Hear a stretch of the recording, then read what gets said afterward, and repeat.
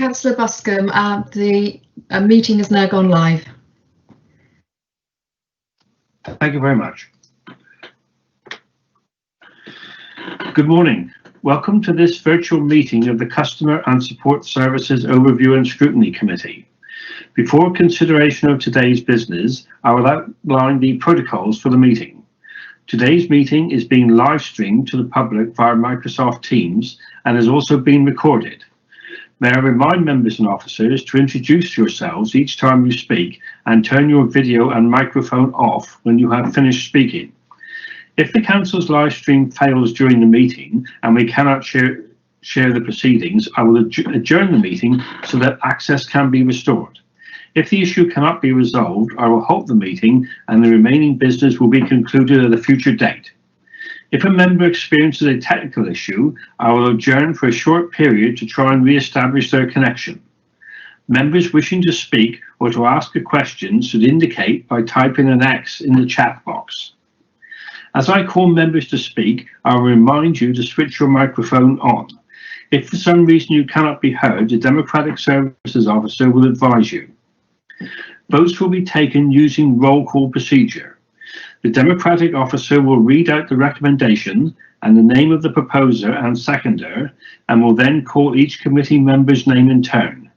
You should confirm your name and advise whether you vote in favour or against the recommendation, or whether you wish to abstain from the vote. The Democratic Officer will then count the votes and advise the result accordingly. Where a member has declared a non-registrable interest, a disclosable pecuniary interest, or an interest by virtue of any trade union membership in the matter, they must leave the virtual meeting. Their departure will be confirmed and they will be invited to rejoin the meeting at the appropriate time. I plan to have a meeting break at about 11:30, and if the meeting looks like to continue past 2 o'clock, I will break for half an hour's lunch around 1:30. However, I will try to avoid breaking mid-agenda item. Before we start today's business, I will ask the Democratic Services Officer to confirm members and officers who are in attendance. Thank you, Chairman. Good morning. Tracy Clark, Democratic and Governance Officer. This is for confirmation of the voting members of the committee. I will call your name. Please could you confirm your name and your electoral division? Councillor Buscombe. Is Councillor Buscombe representing Padstow and St Mirren? Councillor Burden. Neil Burden, representing Stoke Cleveland Division. Councillor Atherfold. Councillor Atherfold, representing Camborne Treslothen. Councillor Barnes. Councillor Stephen Barnes, representing Redruth North. Councillor Biggs. Councillor Dave Biggs, representing Camborne Treswithian. Councillor Eddy.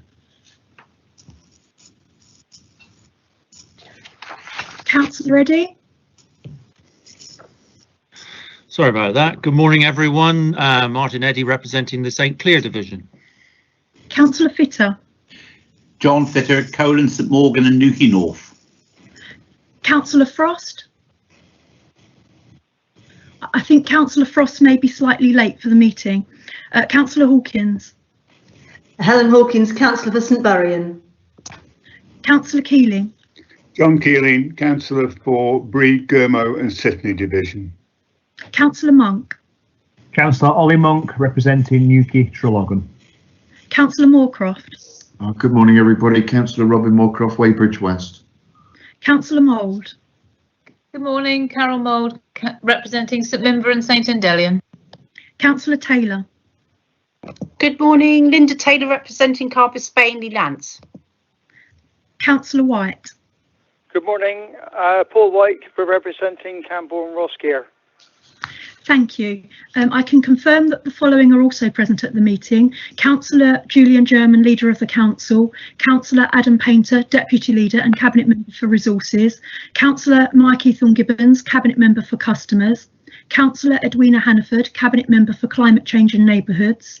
I can also confirm that we have 2 external presenters on the meeting, which is Richard Williams, Chairman of the Voluntary Sector Forum, and Helen Boardman, Chief Executive Officer of the Voluntary Sector Forum. I can also confirm that the following officers are present at the meeting: Tracy Langley, Chief Operating Officer and Section 151 Officer, Jessie Hampshire, Service Director for Strategy and Engagement, Ben Rom, Service Director for Operations and Change, Jess Dickon, Strategy and Partnership Specialist, Kevin Reeder, Estates Transformation Strategic Lead, Lynn Davey, Democratic and Governance Officer, but today she's producing this virtual meeting, which is more of a technical role, and myself, a Democratic and Governance Officer, performing the usual Democratic Officer role, including procedural advice, minutes and collating votes. Thank you, Chairman. Thank you very much for that. Before I ask for you to read the apologies for absence, I would just like to welcome Councillor John Fitter to his first meeting of the Scrutiny Committee, and I hope you find our discussions and debates illuminating. And Thank you very much indeed, Mr. Chairman. I shall enjoy that very much. Thank you very much, John. I'd also like to just emphasise the welcome to Richard Williams, Chair of the Cornwall Voluntary Sector Forum, and to Helen Boardman, the Chief Executive of the organisation. And we very much look forward to your comments and input into item 5 of our agenda. But if I could now ask the Democratic Service Officer, please, to read any apologies. Thank you, Chairman. We have apologies from Councillor Saunders, and Councillor Taylor is substituting. Thank you very much indeed. Item 2 on the agenda, declarations of interest. Any declarations of interest? Okay, thank you very much. Moving on to item 3, minutes of the meeting held on the 20th of October. If anyone has got any issues regarding accuracy, could they just put a cross in the box, please? No. Okay. Now I'm going to propose that we accept those minutes. Is there a seconder for that, please? If you could put a cross in the box.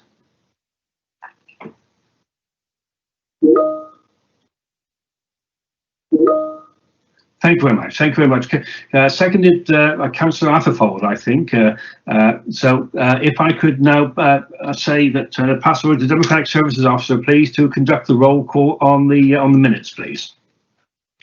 Thank you, Chairman.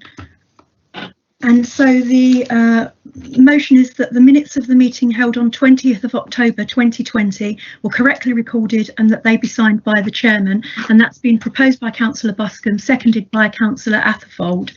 I will now call out the committee member names in turn. Please could you confirm your name and advise whether you vote in favour of or against, or whether you wish to abstain.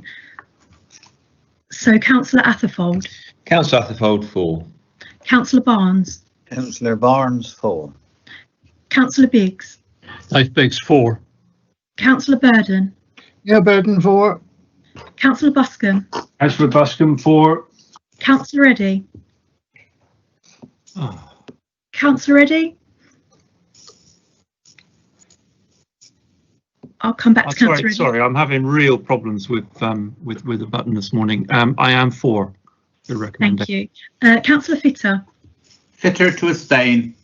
Councillor Frost. Councillor Frost, for. Councillor Hawkins. Helen Hawkins, abstain. Councillor Keeling. Councillor Keeling, for.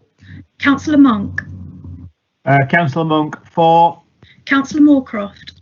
Councillor Moorcroft, for. Councillor Mould. Councillor Mould. Yep, Councillor Mould, for. Sorry, the button is not having the same trouble as Councillor Eddy. Can you hear me? Yes, yeah, thank you very much. Thank you. Councillor Taylor. Councillor Taylor, abstain. And Councillor White. Paul White, for. Lovely, thank you very much. I can confirm that that's 12 for and 3 abstentions, and so that's carried, Chairman. Thank you very much indeed. Moving on to item number 4, public questions. We've received no questions, Chairman. Thank you very much indeed. Item number 5, strategic relationship with the voluntary, community and social enterprise sector. I'm going to ask Jessie Hampshire to present on this one. Then I shall be asking Richard Williams and Helen Boardman for their comments. And then I'd also like to hear from Councillor Martin Eddy, who has done a lot of work on behalf of the Scrutiny Committee in developing and enhancing our relationship with the voluntary sector over the last 2 years.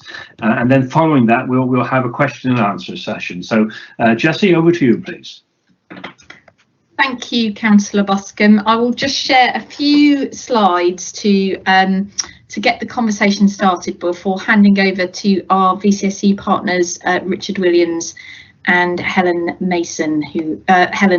Boardman, who are here. Too many Helens in my life. And I'd like to start really by just thanking the committee and welcoming your focus and support that you've given over the last 18 months to the work that we've been undertaking to strengthen the council's strategic partnership with the VCSE, and for inviting us back a year on to update on progress. It's much appreciated. I mean, I suppose I'd best start by saying that to say the world has changed since we last focused on this issue in September 2019 is a bit of an understatement. And the progress made and the actions taken have both been challenged by, but also enhanced and accelerated by the work we've done through the coronavirus pandemic. The VCSE sector response to the pandemic has been absolutely pivotal. Whether that's from food banks ensuring local families in Cornwall don't go hungry, to volunteers checking on vulnerable neighbours. And our development week work with Cornwall Voluntary Sector Forum over the last 18 months meant that the organisation was in a really strong position to take a lead in uniting the sector in supporting both the emergency response and the recovery. Helen Boardman, who you'll hear from shortly, joined the organisation as CEO on the day the first national lockdown began, which was quite a start to the new role. And she made really rapid impact in shaping the VCSE Emergency Response Alliance to coordinate critical sector support to the response, as well as local alliances to help communities coordinate. VCSE colleagues from across the sector have been a formal part of the Council's emergency management governance structures from day one, and are now part of our recovery groups as well. And we've established a weekly joint newsletter to charities and community groups across Cornwall to aid those efforts. Funding for grassroots organisations has been vital, and there was widespread positive acclaim for the speed of council support, which helped unlock over £1 million from other donors to support the grassroots response through our early donation to the Cornwall Emergency Appeal. Food is another area where demand and response was managed particularly well, with a food group swiftly established to coordinate emergency food provision and work with a range of charities, including those such as the Hive, with a legacy that the Voluntary Sector Forum have now established a strategic food alliance to help coordinate that work to make sure no one in Cornwall goes hungry. And of course, volunteer coordination has been really strong, with great signposting to help those who didn't find the support available in their communities to be matched up with it through Volunteer Cornwall. So while we did have to suspend our normal work programme through the pandemic to allow the Voluntary Sector Forum to focus fully on the emergency, in fact, I would say COVID-19 has helped accelerate the transformation that we were discussing this time last year, and aid greater collaboration within the sector and across with statutory partners. And I think we've been able to make at least as much, if not more, progress on those strategic objectives than we might otherwise have been able to do so.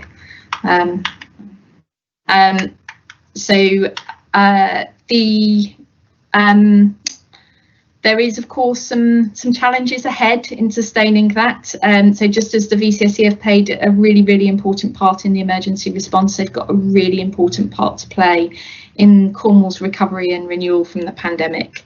but they do also face some challenges, as you can see there on the screen. So the Charities Finance Group estimates that nationally the sector has lost around a quarter of its income, and smaller charities, which are the ones we most commonly have here in Cornwall, are amongst the worst affected.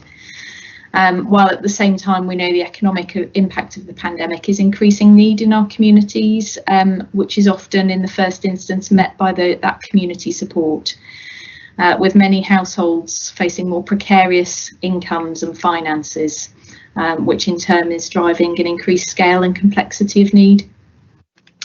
And you may have seen there's been a range of national reports issued recently, from Danny Kruger's Levelling Up report through to all-party parliamentary group reports and from national think tanks like Localis, which all have the common theme and focus on the need for a power shift so that councillors become enablers and partners of that voluntary and community sector role. And I think that the work that we've done with your support over the last 18 months puts us in a really strong place to move forward on that agenda. So I will hand over now to Richard Williams, Chair of the Voluntary Sector Forum, and Helen Boardman, CEO, and they will share a bit more detail of that progress, and there'll be a chance to ask questions as well. Okay, Richard and Helen, the virtual floor is yours. Thank you very much. I'm looking for our slides coming up somewhere. I'm just sharing the screen. Yep, I'm just sharing the screen.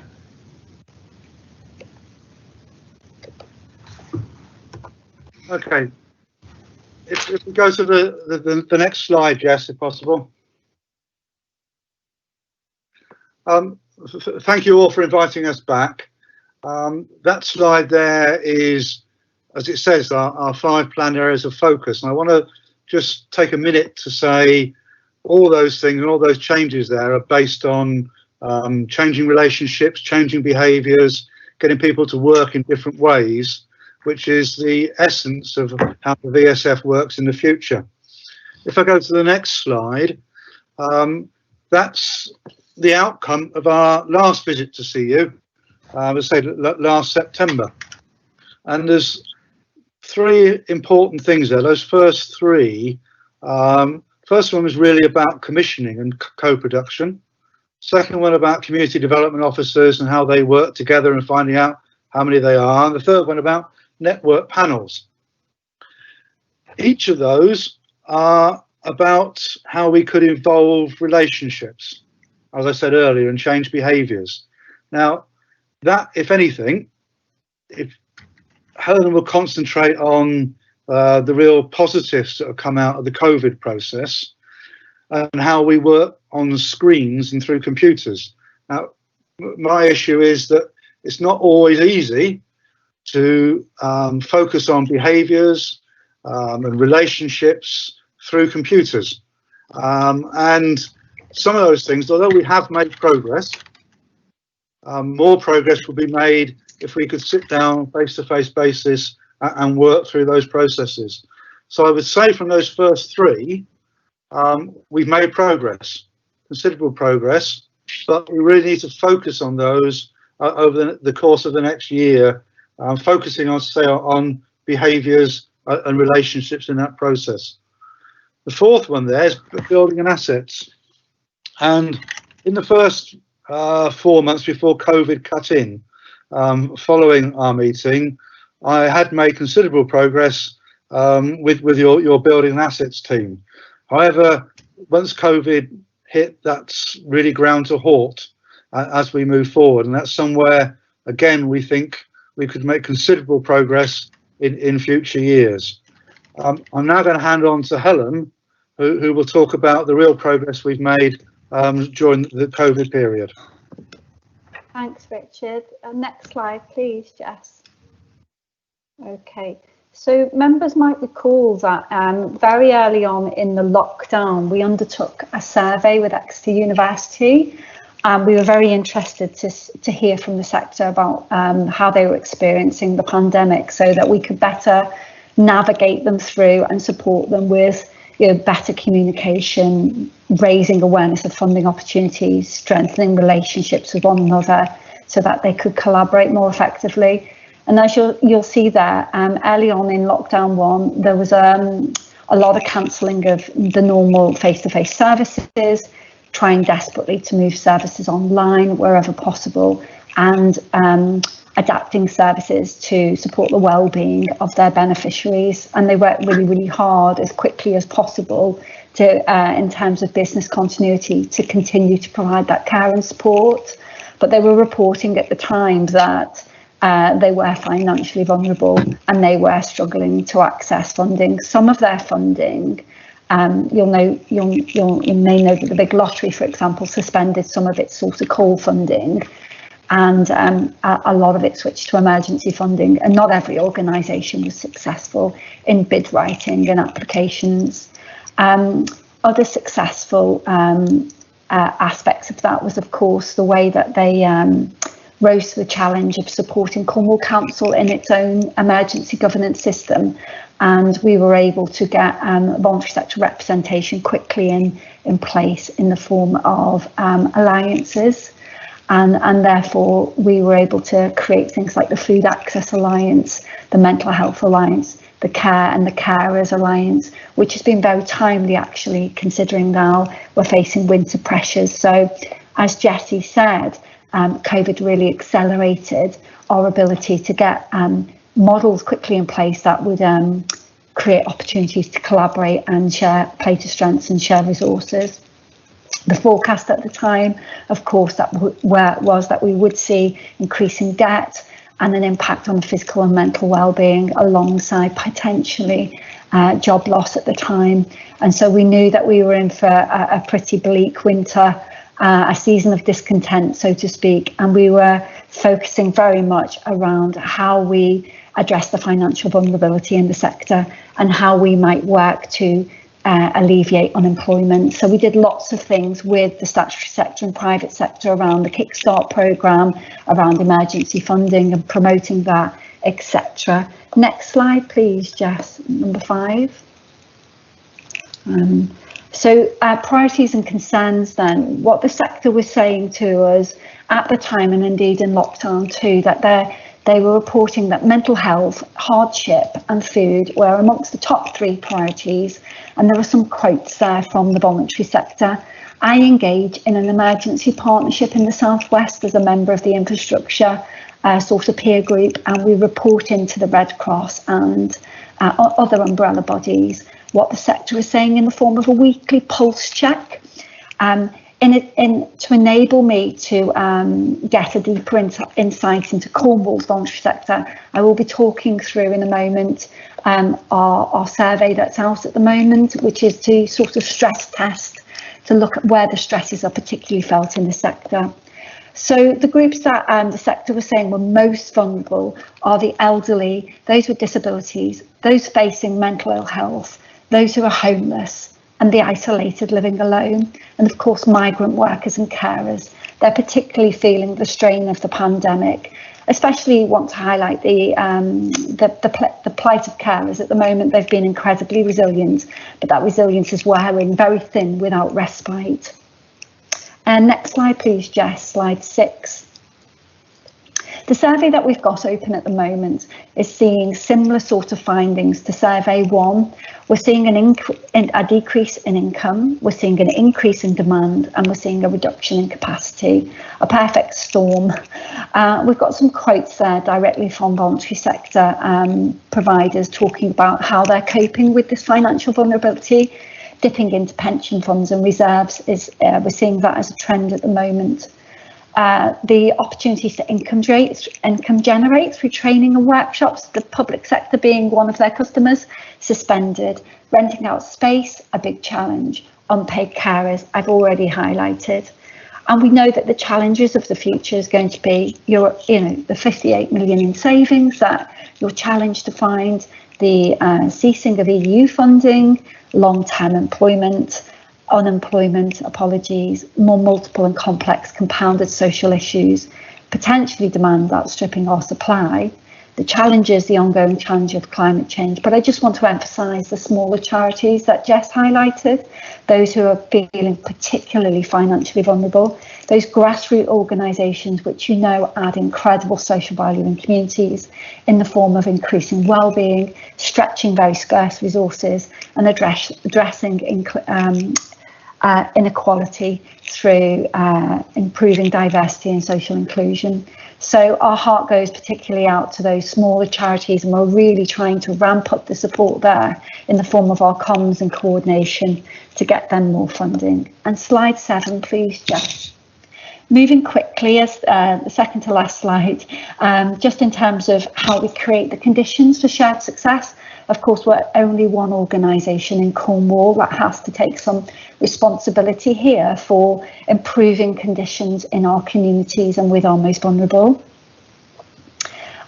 We believe that together we can make a better collective impact, and there are some ambitions that the Cornwall Voluntary Sector Forum want to lead to level the competitive playing field. As resources become more scarce, we may see indeed an increase in competition, and it's very, very important that opportunities are articulated in a really transparent and inclusive way. So we want to make sure that both the representation is diverse and the opportunities to sustain their provision is as maximise that potential as far as possible.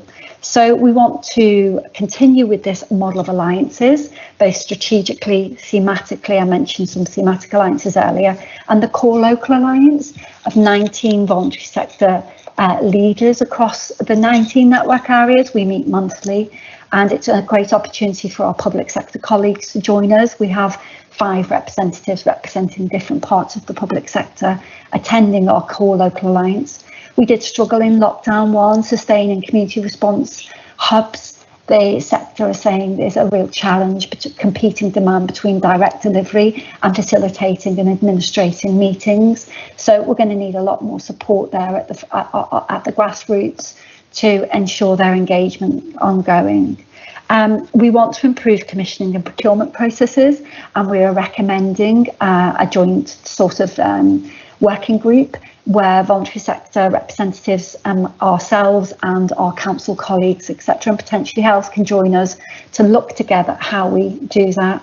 We want to improve the culture and the behaviours in the sector, so we're looking at doing a sort of culture piece around assessing the culture, looking at entropy in the sector where things are a bit stagnant. We need to get things moving, and we want to do a better collective impact assessment. We want to undertake a new election process for the alliances in the new year. We selected very quickly representatives to meet the emergency needs, but in the new year we're going to be going through a proper democratic election process, and we're going to tighten up some of our governance as well. And we are asking the committee to consider the role of a VCSE champion, a councillor that might come on and support, like Councillor Eddy has been doing across the last 2 years, to ensure that the voluntary sector profile remains high, front and centre. And lastly, we'd like to better assess our social value using a social impact assessment model, join up our strategies across the sector with our public partners, harness our assets and strengths more effectively. We're looking at the Exeter collab model and creating mini collabs across the county to join up that help and support in the voluntary sector far more effectively. We want to diversify funding, continue to digitally transform services, continue on this improvement around our reputation, introduce a membership fee, and look at greater self-sufficiency improvements in the sector. And the last slide, please, Jess, is just to say thank you for listening, and we'd be delighted to take any questions that you might have. Thank you very much, Helen. Before I go to questions, could I just ask Councillor Eddy, please, just to say a few words from your perspective on our relationship with the voluntary sector and how that's developed? Yes, thank you, Chairman. It seems a long time ago that we ran that half-day inquiry looking at our relationship. and of course COVID has impacted enormously on our lives, and I'm delighted how you have been working with us, and we've been at the vanguard of developing our response across Cornwall, and there's no doubt in my mind that we're in such a good position in Cornwall because of that hard work that's been done by yourselves. Well done. So we outlined at that half-day inquiry those 5 areas of development, and Richard touched on those, and I think that's developing work, isn't it? That work around people, place, commissioning, growth, the resilience of the sector, resilience and funding, and safeguarding. And so there are areas of work that we have to develop further. There are areas of work that we started on, but I think the important bit is that we look at where we are now. Your survey has exposed, I think, the weaknesses that you face going forward. You know, we've got income going down, we've got that perfect storm of capacity going downwards, and demand is set to rise. So we need to concentrate on a strategy that delivers that. I'm also doing a piece of work around developing our supply chains, and I've been watching your work on commissioning and working jointly, that co-commissioning model that's developing with great interest.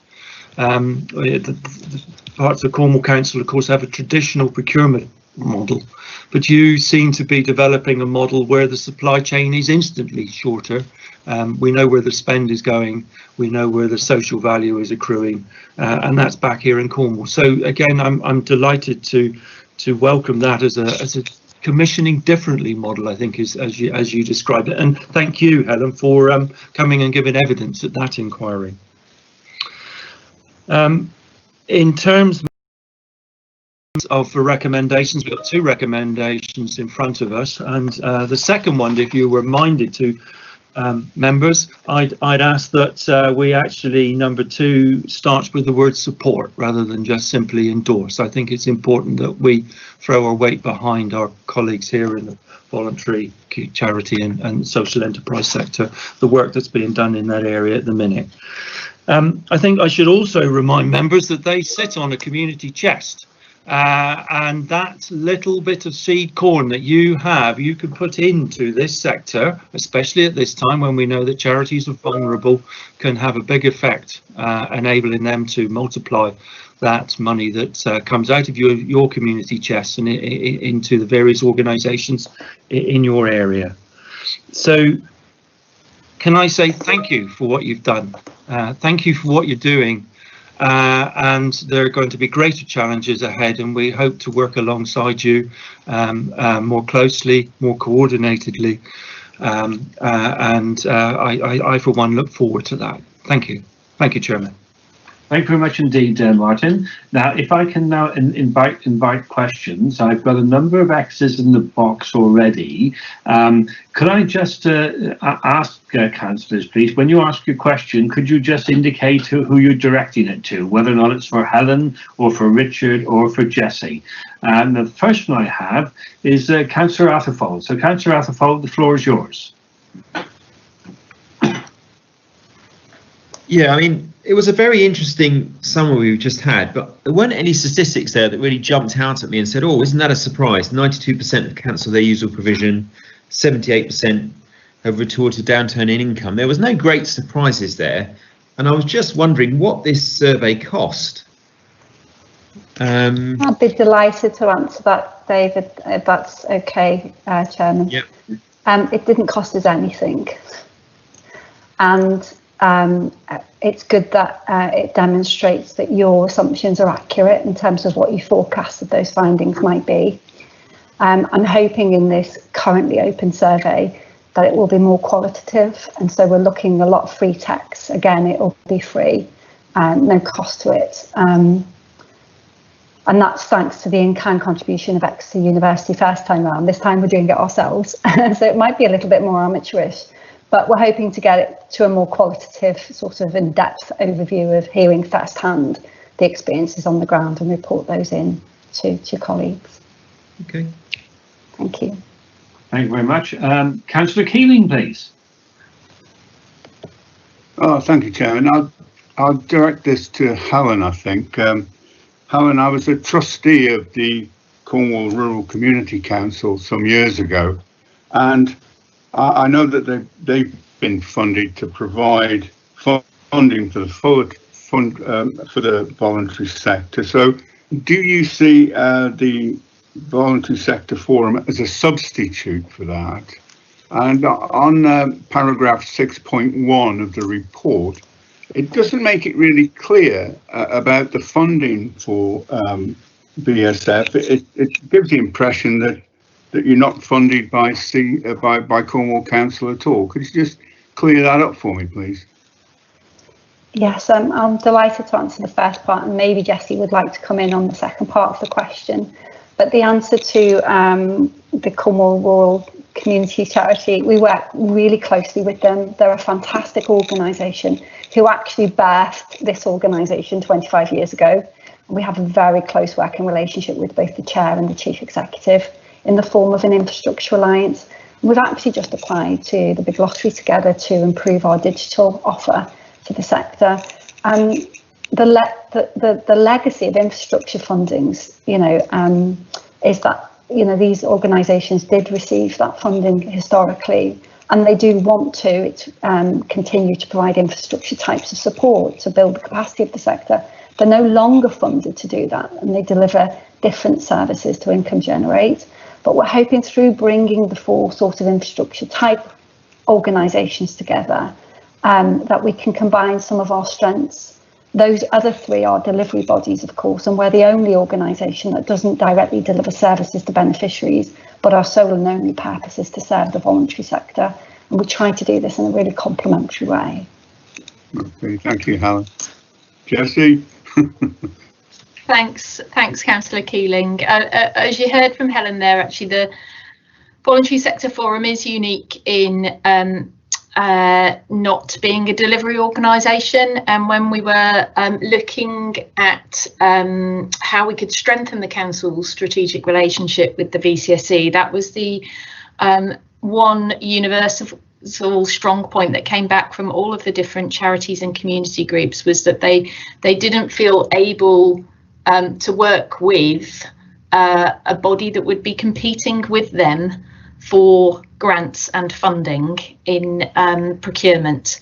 So they felt it was really, really important if they were to have someone who could coordinate and secure that strong collaboration and that support to the sector and be that independent voice for the sector, that it was a body that wasn't competing with its membership for grant. So we do pay a small amount of infrastructure support towards the core costs of the VSF, which is very, very lean indeed. It's been largely a one-woman band with Helen, and no kind of office support or stuff like that. So that grant agreement has been at £100,000 a year to enable the VSF to coordinate and support that resilience across the wider sector.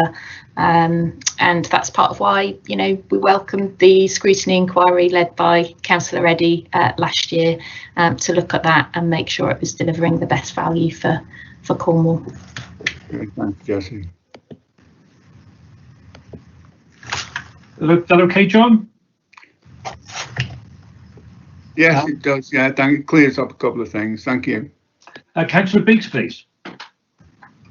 Yeah, hi, good morning. I think this is one that's probably for Martin, if that's okay, Chairman. Excellent work that Martin and the guys did said last year. If memory serves, I think one of the recommendations was, and I can't remember this exactly, but I think it was something about having a very simple document which set out the relationship between Cornwall Council and the VSF. And I wonder whether that's actually come to fruition. I don't remember seeing it. I may have missed it, but the reason I ask that is because I think it's particularly important that where we have an organisation which the VSF is a lobbying organisation and lobbies both national and local government, that for transparency's sake we have a clear understanding where they are particularly our partnership organisation exactly what that formal relationship is. So I just wonder whether that's happened. Thank you. Martin, are you able to shed any light on that? I think I would describe that as work in progress. I think the second point in Richard's presentation, where we are got the local groups being established, is that work in progress, Chairman. I don't know if Jesse's got anything to add, but we haven't got there yet. Yeah, I mean, Councillor Biggs, I think that you're absolutely right about that transparency being really important. The Voluntary Sector Forum has a document which we can certainly circulate, which has been adopted by the board and the sector, which sets out its VICA model, which is about voice, influence, collaboration, and Helen might have to help me with the A. So there's a kind of document there that members are welcome to see, and which is published, which sets out its approach and how it works. I'm a great fan of visual diagrams, so we did work with VSF to put one together to illustrate the kind of relationships between the voluntary sector partners and us during the pandemic, but they were, of course, unique to the needs of the pandemic. So it's a next step for us to do one for the recovery and kind of business as usual work. But I'm completely with you on a visual diagram being helpful. Can I just respond to that quickly? And if I hold up to the camera, if you can see that. That's a document we jointly produced with Cornwall Council last year, which explains the relationships, etc., and gives you a visual. I think that's probably the one that Jesse was referring to. So we did move that forward and produce that for, I think, around about December last year. But obviously didn't circulate it very well. Okay, thank you. And Dave, would you like to come back on anything there? Well, yeah, I look forward to seeing that that document. I'm not sure that was quite in the spirit of what was actually asked for at the inquiry. I was thinking more along the formal financial relationship between the two organisations more than anything else. But happy to regard that, as Martin says, work in progress. But I think it's important that is up front, that we have a clear understanding. Sorry, I've gone all dark on you. And just if Martin is going to be our point man with the VSF, and I would welcome that. Perhaps he would also. I noticed that the VSF are just advertising for a performance and quality manager for a project called Who Dares Works. But if Martin's going to take on this liaison role, perhaps he'd also like to bear in mind that it would be kind of nice to have performance and quality data, which could perhaps on an annual basis come back to this committee.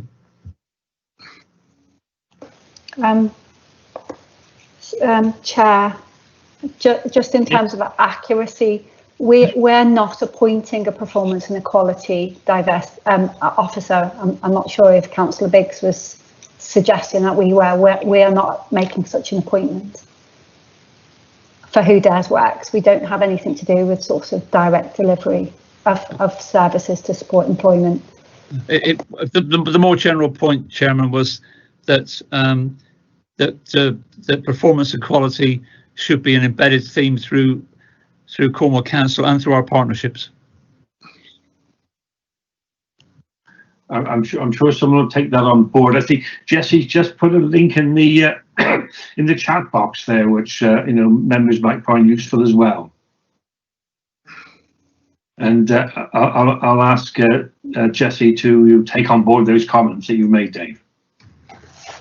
Yeah, very happy to. Thank you, and it's always a pleasure to have our councillors championing equality and performance, and we can build that into our approach. The VSF are very much looking at how they can strengthen some of those sector alliances around equality as well as around other needs. So I'm confident we'll have a strong story to be able to share through Martin with the committee on that. Thanks very much. Moving on, Councillor Burden, please. Yeah, thank you. Good. Can I firstly say to Helen and Richard that I've been extremely impressed and convinced that what you have done in this period has been outstanding, because it's almost like it was somewhere that I could refer people to who wanted to help, who wanted to do something and didn't know where to turn. And I've not had any negative reports back at all. So, I mean, it's been quite exceptional. It's almost like predestination for you, Helen. I don't know if you believe in predestination, but it looks like you might not realise what you were going for, and then all the problems that and frustrations most likely at times that you were dealing with, but extremely well done, and we'll go on from there.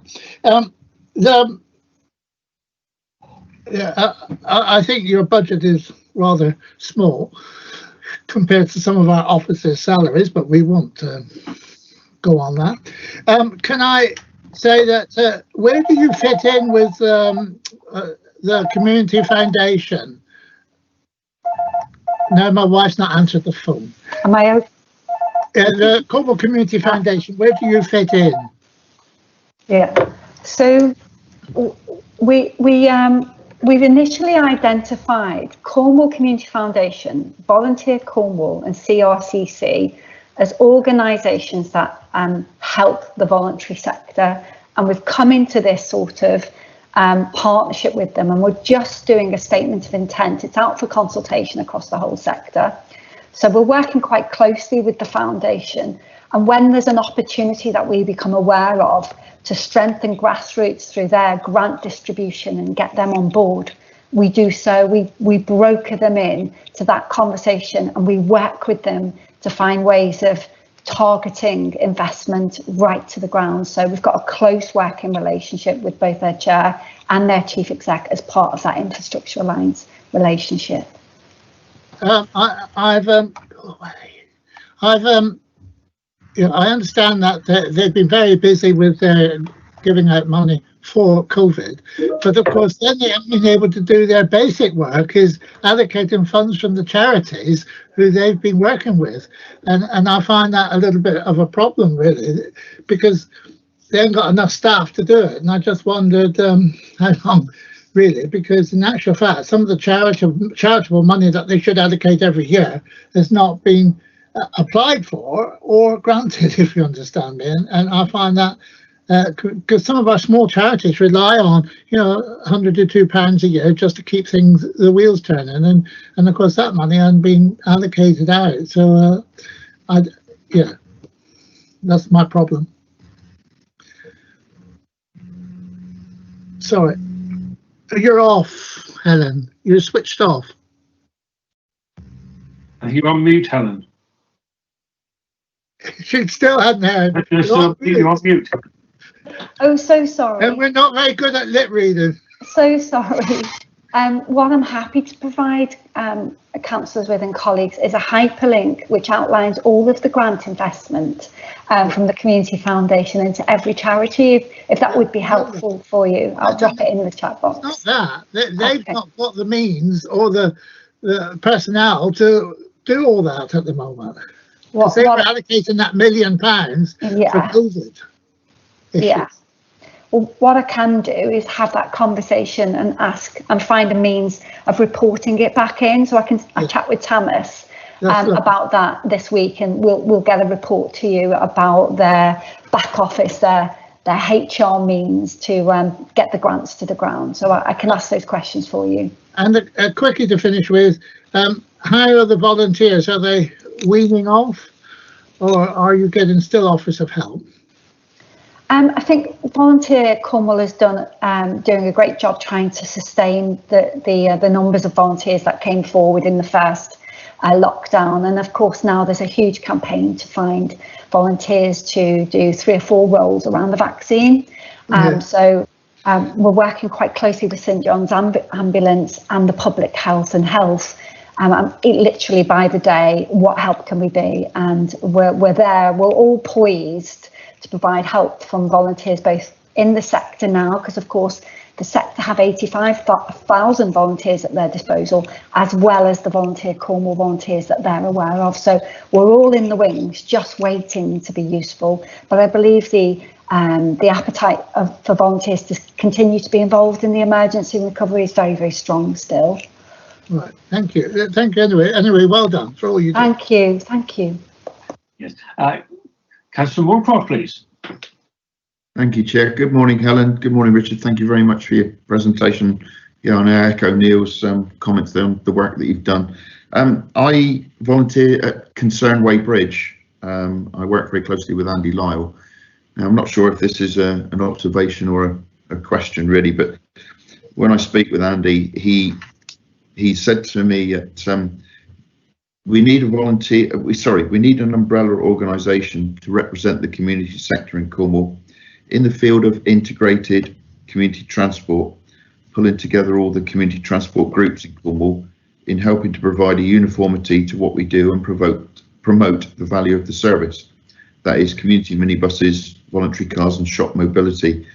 We also need them to pull together organisations such as Concern Way Bridge that provide community hubs supporting health and adult social care and the most vulnerable in our community. Now, Andy was aware there was a Zoom meeting, and that may have been covered in that Zoom meeting in the summer, but unfortunately due to operational reasons he couldn't attend. Is that something that's going to happen in the future, or are there plans for that? I'm certainly very interested to chat with Andy about those aspirations. As you can imagine, as we evolve, people come forward and say, give you new intelligence and say, actually, Helen, it would be really good to form a group around a particular topic area, and I'm really up for, helping you get this together. So we're very, very open to developing thematic alliances which address some of those issues, improve integration, and get the sector working a bit more interdependently with one another. So I can take forward an action to get in touch with Andy and progress that if that's what you'd like me to do. I would, Helen. He has some great ideas. His enthusiasm is amazing, and he's got masses and masses of experience. So he's somebody to tap into. And thank you for that. I'll do that immediately. Thank you, Chair. Thank you very much. Councillor Monk, please. Thank you, Helen, and thank you very much for your presentation so far. I've got 3 questions, but I'll just start with my understanding, if that's okay, of the community organisations. In general, I think what community voluntary sector and organisations do is it starts off with an individual or a small group of people who want to do well in the community and provide a service or offer something back to the community. And we've got loads of these across Cornwall, and they do it very, very well in isolation most of the time. And they sort of like that. They like being in isolation, have their own little thing going on and their own little volunteering sector, and that's what they do very, very well. What I sort of worry about is that we're going to sort of set up this big sort of overseeing organisation that then starts holding them to account and putting some sort of regulation upon them, where they have to comply to certain types of things, or else they don't get access to this, that, or the other. So my first question, if you answer them all at the end, it'd be fantastic. Is can you give assurances that you won't start regulating the industry at the detriment of the actual volunteers who offer the services anyway? I know that's been a fear of some of the ones over in Newquay.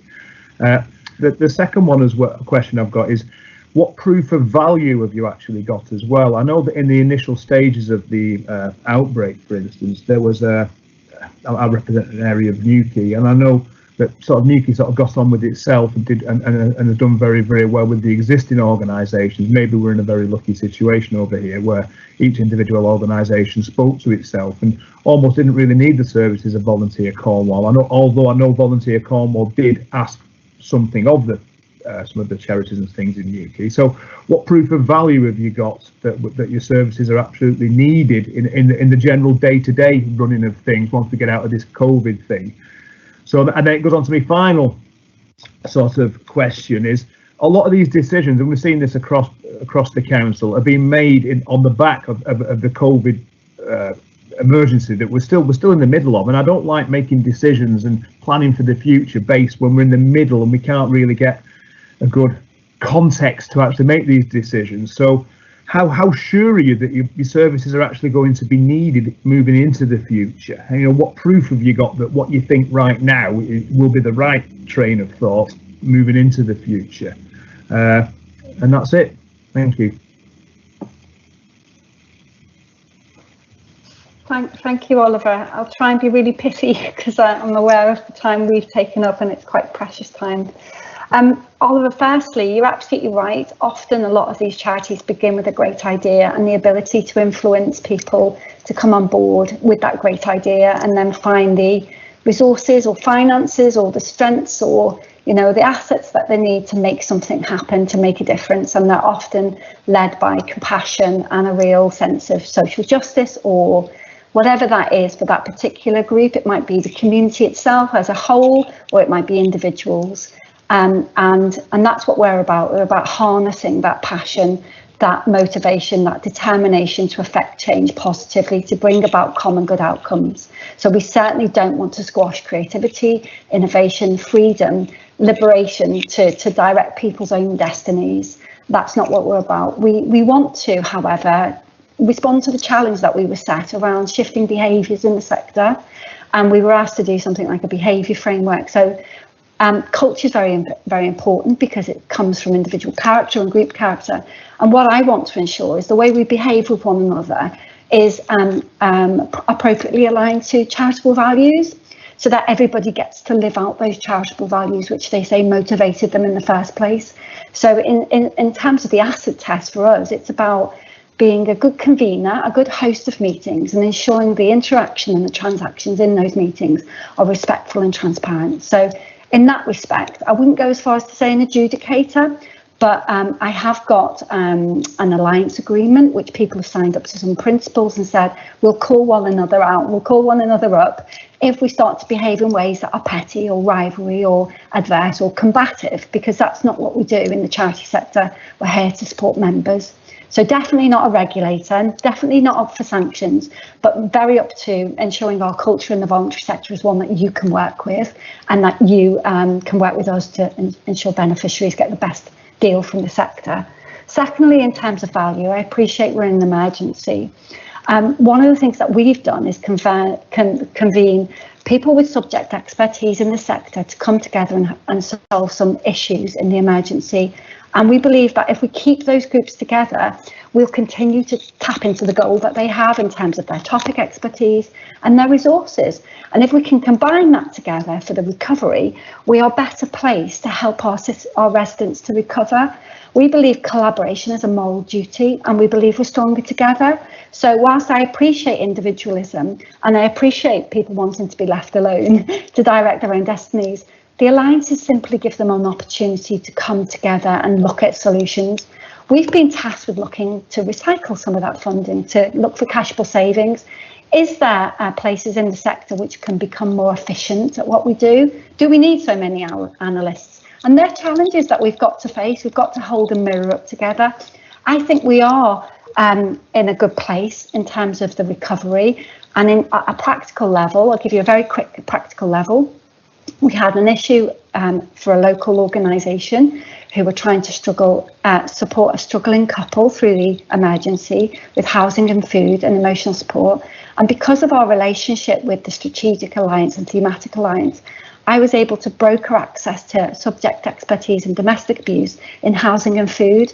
And all three of those voluntary sector people supported that individual on the ground who was really struggling to meet the ongoing need. So I think at a practical level, we're better placed to give a rapid response to both the emergency and the recovery. And I hope time will tell this time next year that we'll be able to demonstrate that a bit more, with the evidence to support it. Okay, if I can just come back very, very briefly. Thank you very much for your answer. I think my concern still remains a little bit. I know what some of these very small charities are like, and they are quite full of characters. And I just worry that if they might not react as well as you would hope they would do towards you and your sort of set of principled guidelines, if you will. And I worry that they may well turn around and sort of say, "No, we're going to go out on our own," and then they sort of go off the radar a little bit. And I wouldn't want that to happen, because they do a very lot at the ground level, do a lot of very, very good work. So it was just to be able to as light a touch as possible with them to keep them on board, I guess. Thanks. Well, can I just support that in a way, because I think that's the essence of what the VSF needs to do in these situations. I'm a community development worker by trade, and the essence is not interfering too much, but allowing people to express themselves in those processes, but also providing them with a link if they need it, rather than say they have to have it. Yeah. And that's the way we'll shape the organisation as it goes forward. Okay, thank you. Thank you very much for that. Councillor Taylor, please. Thank you, Chair. Good morning, Helen. I hope you are well. Thank you, Linda. Yeah, brilliant. Okay, so my question follows on actually from Councillor Monk.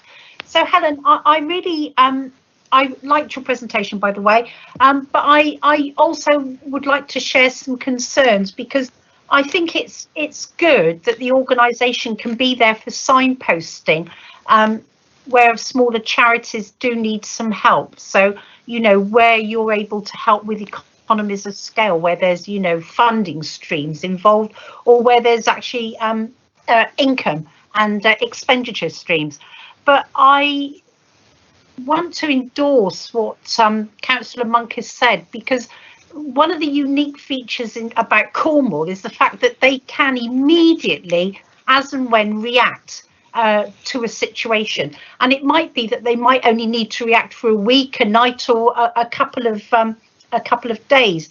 But it's that spirit of commitment to their community, and I would not want to see anything that would dampen down that immediate response. So a classic example is the fire in St Ives on Friday.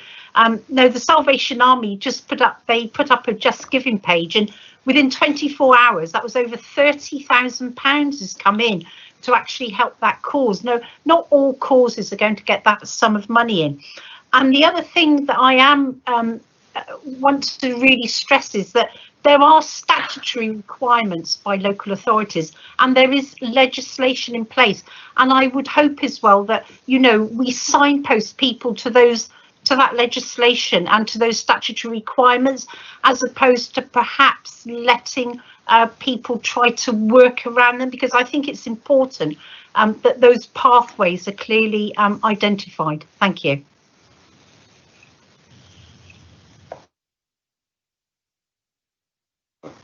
Is there a question in there for me, Linda? Well, Helen, it's just the reassurance that in relation to statutory requirements and the legal legislation, those will always be signposted first. Yeah. In relation to a response, and the assurance that there will not perceive to be too much heavy-handedness or control over spontaneity within our community sector. Yeah, absolutely. I can reassure you on both counts that we're going to need to use what you've highlighted there in terms of that spirit, that community spirit, that team Cornwall, that let's do it and pull together, and absolutely the dynamism and all of that and spontaneity. We want that. We don't want to dampen that down, but we want to harness it well, and we want to make sure that anything that is generated is compliant, as you said, with statutory duties and regulations, so that we don't go off on piece and do anything that might be unsafe or cause an adverse unintended consequence later on. And so we're doing our best to make sure that it's within a framework of which is safe and compliant, but equally that people feel free to really exercise their benevolence. And we can reassure you that is, you know, paramount to what we're trying to do as a facilitator. Lovely, thank you, Helen. Thank you very much. Moving on to Councillor Hawkins, please. Hi, Helen. Great work done. It occurred to me that as we move forward, in fact, as restrictions ease, in fact, demand will arise, and quite sharply, particularly for more specialised things like debt and mental health. And I just wondered if there are particular things you found over the last few months that will help you to or help the organisations to meet that curve as it rises, because other people will be returning to normal, and yet for the charities that will actually be in time of increased demand at a time when they may not have so many people to help. Yeah, I think what we've done, Councillor Hawkins, is try to look at what's within our gift. So one of the things that we'd really like to do is to maybe join up some of this information, advice and support. There's lots of different sorts of programmes within the voluntary sector offering different sorts of advice. Some of it's quite universal, like citizens advice, and some of it's very specialist, like domestic abuse or debt or fuel, etc. And what I really want to do with the thematic alliance around this in the new year is to pull together all of those providers and say, let's just do it. Let's have a look here, a heat map. We've got access to the citizens advice heat map, and we want to do a regular pulse check. Let's really work out what are the causal factors here. What's going on? Have we got something around loan sharks? Have we got something around food poverty? You know, let's find out what we know, and then what's within our gift. How could we better join these pathways up so that when there's no wrong door for anybody, so that if they do come into your service but actually need this and they're new to asking for help, they're not a traditional sort of beneficiary in that way, they're recently unemployed and they're not used to having to access support, how can we transition them warmly and safely to the right part of our voluntary sector system? So how we're addressing it at the moment is to sort of look within ourselves and say, what can we do to be a bit more effective with our resources, and how can we join up some of these programmes that we have so we understand when someone's repeatedly referring, but actually what they need is this, and they can step down for a bit of support when they're mild and step up for a bit of support when they become more moderate and severe. So to work together in a more seamless, integrated way is one of the ways, hopefully, that we can make sure that demand is a little bit more evenly spread than just one organisation taking the majority of it. Quite a task. Thanks very much. Thank you. Thank you, Helen. I have Councillor Mould, please. Hello, Helen. Thank you very much. Can you hear me? Yes. Sorry, my internet is not great here today. Just 2 points, really. Firstly, given that some of these charities really do struggle for funding and raise their fundings, I was slightly surprised that I heard someone suggest that you might be inviting them to pay a membership of this group. Yeah. And also, in turn, I would just like some reassurances, really, that as you move forward and you work more closely with Cornwall Council, and you know, all the work you do, I have to say, you know, is amazing. But I just draw everyone's attention to page 18.7.1. About the legal implications. What I would hope for you, perhaps you're hoping it won't happen either, is that, you know, the closer you work with Cornwall Council, you become embroiled in the not embroiled, maybe the wrong word, but the constraints that the council has, that you're not drawn under the same umbrella. Therefore, going back to Councillor Monk's point, that the smaller charities then feel that, you know, they've got to operate under constraints that they wouldn't possibly normally do. Yeah, you've absolutely hit the nail on the head, Councillor Mole, in terms of the competing tensions between being independent and self-sufficient, as in income generating through membership or buildings. And I've been looking at the model in Exeter in terms of the way that they have a building. And I think it's maybe on peppercorn rent, and then they rent rooms, they rent space as a way around maybe asking the sector to sort of pay a fee. They rent space and they bring in 180,000 a year, and they're self-sufficient, and that guarantees their independence, and it reassures the sector that they're truly the voice of the voluntary sector in that respect. Everything we've done, we've consulted first. So if there was a strong sense that, you know, don't go down that direction of travel and looking for a small membership fee because it'll put people off, you won't be able to reach those that need the support, we wouldn't do it. We wouldn't do anything that wasn't supported. But we do have, amongst the 2,500 charities in Cornwall, we do have some pretty large and medium ones with very impressive reserves. And I know from some of those larger charities, they wouldn't mind paying us a membership fee if it would guarantee our independence and help us to become more resilient and continue their support. So we're in this competing tension where we need to be very cautious and wise and only proceed when we have consent and people would be willing to adopt a new approach. Perfect. Thank you very much indeed. Yes, lovely. Thank you. Thank you. And to conclude this, Councillor Fitter, please. Thank you, Mr. Chairman. Hello, Helen. What a brilliant presentation, and I've listened very carefully because I haven't been involved in this committee before, but I've certainly been aware of your work.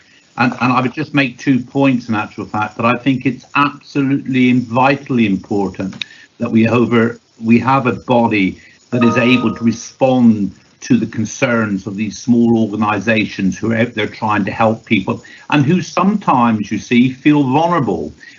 Who can they turn to that can help and guide them? I think the strategic direction of yourself to give them that guidance and support is so important. It is vital in actual fact also, and this is where possibly I will be on a minority on this, but that you do work very closely and in harmony with Cornwall Council, because we both, and all of us, I sincerely hope, have the same aims, and that is to help the population. And we must not seek to sort of build Chinese walls or barriers to say this is our remit, we mustn't let anybody else to charge in, because I think we need to be seen to be helping. And the last thing I'd say, that if we think COVID was difficult, and it was difficult for people, the challenges for the next 2 years with Brexit happening, regardless of whether it's a deal or no deal, difficult times are going to be happening in Cornwall. There is going to be a lot of unemployment from sectors, and your help and support and organisation will be vital. So all power to your elbow, and I certainly think that we've got excellent value for money in this, and I've well done you anyway. Thank you. Thank you, Mr. Chairman. Thank you. Thank you, Councillor Fitter. Thank you. Now, I wonder if I could now, and thank you very much for that, Helen, and for fielding those questions, and thank you for Richard for your attendance also. Could I return to the recommendations of our report, which are set out on pages 12 and 13? And Martin, you proposed a change in wording to the second recommendation, replacing endorse with support. Is that still your intention? Because if it is, I'd be very happy to second that. Okay, Chairman, in that case, I would like to move the recommendations and propose that we change the word endorses in the second recommendation to support. And I'd like to move that, Chairman. Thank you. Thank you very much. I have a cross from Councillor Keeling. Councillor Keeling, did you want to raise something on the recommendations? Yeah, give me a chance to get me cross off my microphone. I think even Councillor Eddy said it, it's work in progress at the moment, and I'm inclined to note the report rather than the other phrases that have been used. I don't know if I've got a supporter in that, but it is work in progress. There is a long way to go, and I think just noting it at the moment would sit easier with me than actually, going any further. So are you just looking at the recommendations, John? Are you suggesting sort of deleting number 2? Is that your purpose? Because number one just says notes of progress over the last 12 months. All right. Well, if that's the case, I can't see it in front of me at the moment because I've got a funny configuration. But I would like to move that we note the recommendations in total.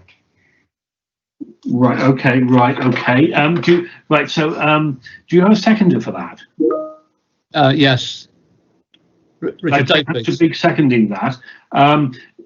Tracy, could you just help clarify this? I think we've got the recommendation 1 is notes progress over the last 12 months in strengthening collaboration with the voluntary community and social enterprise VCSE sector, enabling the sector to play a strong and effective role in our emergency response and recovery. Now, I think Councillor Keeling, Councillor Biggs's intention is to sort of leave it at that and delete recommendation 2. John and Dave, if I've misrepresented you, please let me know. Well, I feel that we could probably note the second one as well. I think there's slight differences to that one. Right, okay. It's actually going forward, further strengthening collaboration with the VCSE and between the VCSE and public sector partners. It doesn't actually say that in the first one, but I'd be quite happy to note that one as well as the first one. Right. Okay. I think as a committee administrator, I'm very rapidly getting out of my depth, so I'm going to hand over to Tracy Clark, please, to rescue me and perhaps evaluate both of these two amendments. Tracy, can I hand over to you now before I make a mess of things?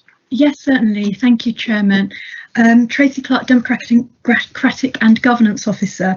So we had a proposal and a seconder for the recommendation as set out on page 12, and then recommendation 2 changing the word endorses to supports. So that was proposed by Councillor Eddy and seconded by Councillor Buscombe. We've then got a proposed amendment by Councillor Keeling, which is to the recommendation 1 as set out, and then recommendation 2 notes the approach to further strengthening collaboration, etc., as set out, and that's been seconded by Councillor Biggs. So we would normally vote on the amendment first and then move to the substantive motion. I don't know whether Councillor Fitter wanted to give us notice of any further amendments. Sorry, John. Can I just add that before you go on, can I just add that they are different. One is noting the progress over the last 12 months, and the second one is noting the approach to further strengthening collaboration. So they are different and different timescales. So I'll just add that one. Sorry. With your permission, Chairman, may we bring in Councillor Fitter to see whether he had a notice of any further amendments before we proceed to the vote?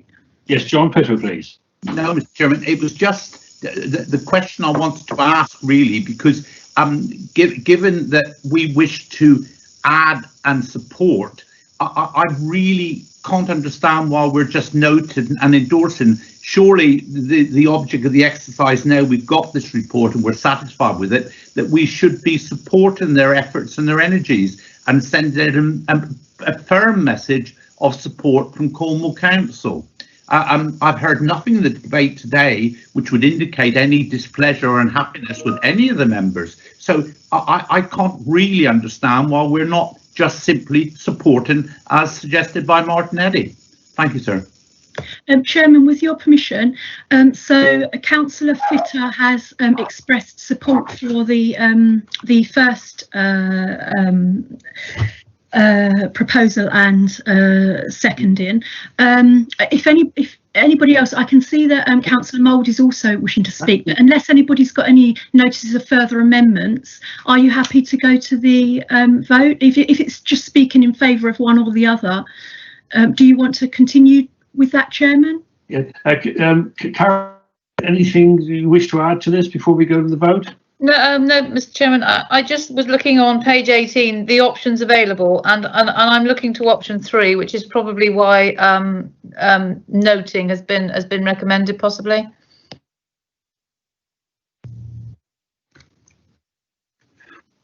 Okay, thanks for that. Right, I think we'll move to the vote now, if that's okay, members. Tracy, can I put the committee in your hands to conduct the vote, please? Yes, certainly. So we're going to vote on the amendment first. So this was proposed by Councillor Keeling and seconded by Councillor Biggs, and that's recommendation 1, that the committee notes progress over the last 12 months in strengthening collaboration with the voluntary community and social enterprise sector, enabling the sector to play a strong and effective role in our emergency response and recovery. And number 2, notes the approach to further strengthening collaboration within the VCSE and between the VCSE and public sector partners through our strategic partnership with the Cornwall Voluntary Sector Forum. So I will call out committee member names in turn. Could you please confirm your name and advise whether you vote in favour of or against the recommendation, or whether you wish to abstain from the vote? Thank you. So, Councillor Atherfold. Councillor Atherfold, for. Councillor Barnes. Against. Councillor Biggs. Biggs, for. Councillor Burden. Against. Councillor Buscombe. Against. Councillor Eddy. Against. Councillor Fitter. Against. Councillor Frost. Against. Councillor Hawkins. Against. Councillor Keeling. For. Councillor Monk. For. Councillor Moorcroft. Against. Councillor Mould. For. Councillor Taylor. For. And Councillor White. Against. Okay, thank you.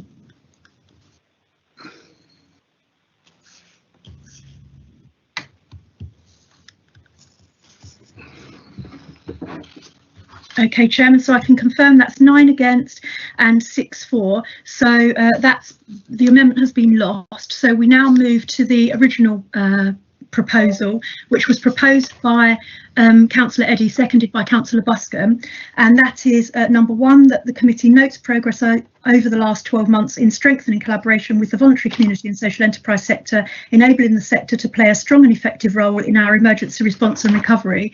And number 2, supports the approach to further strengthening collaboration within the VCSE and between the VCSE and public sector partners through our strategic partnership with the Cornwall Voluntary Sector Forum.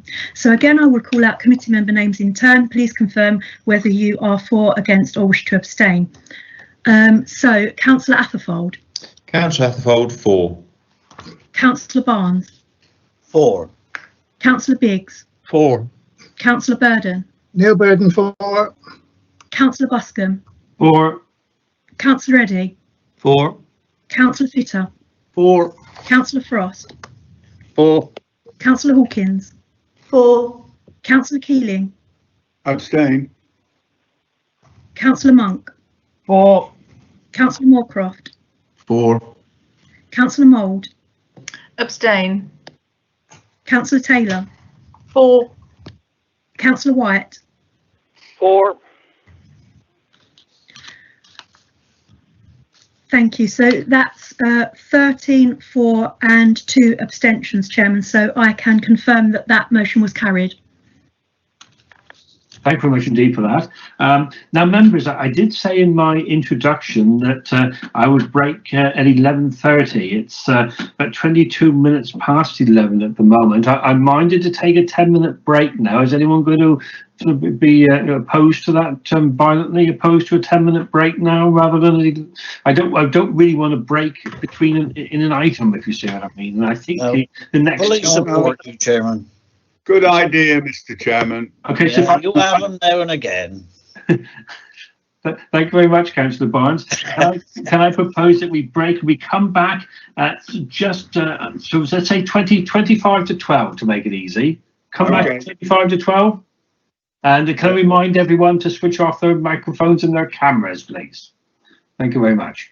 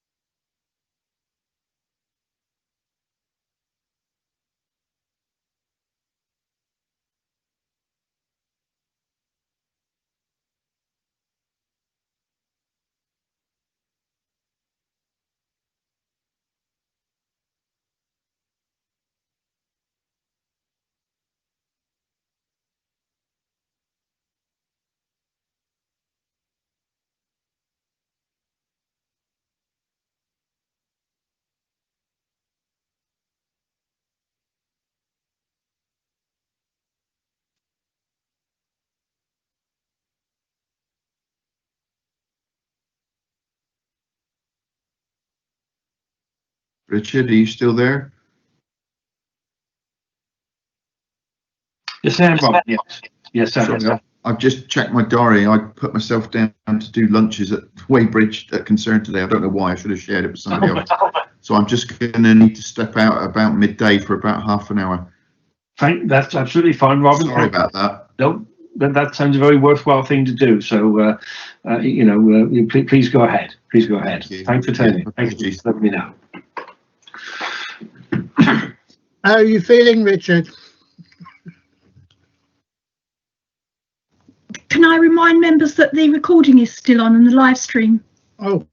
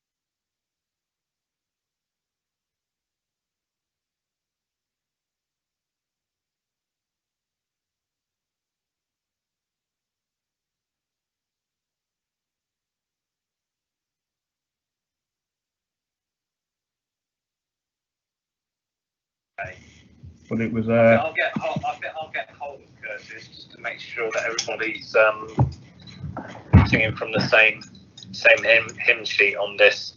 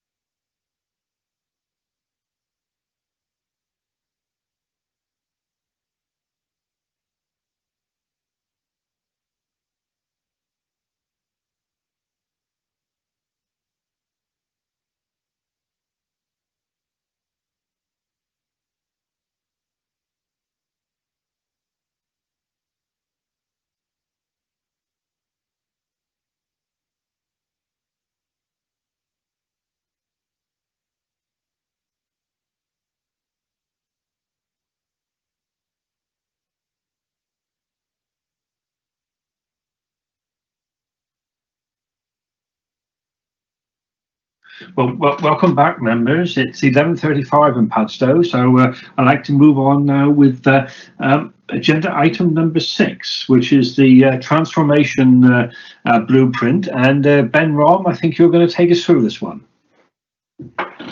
Good morning. Thank you, Councillor Buscombe. I will indeed. I'm going to share my screen a moment.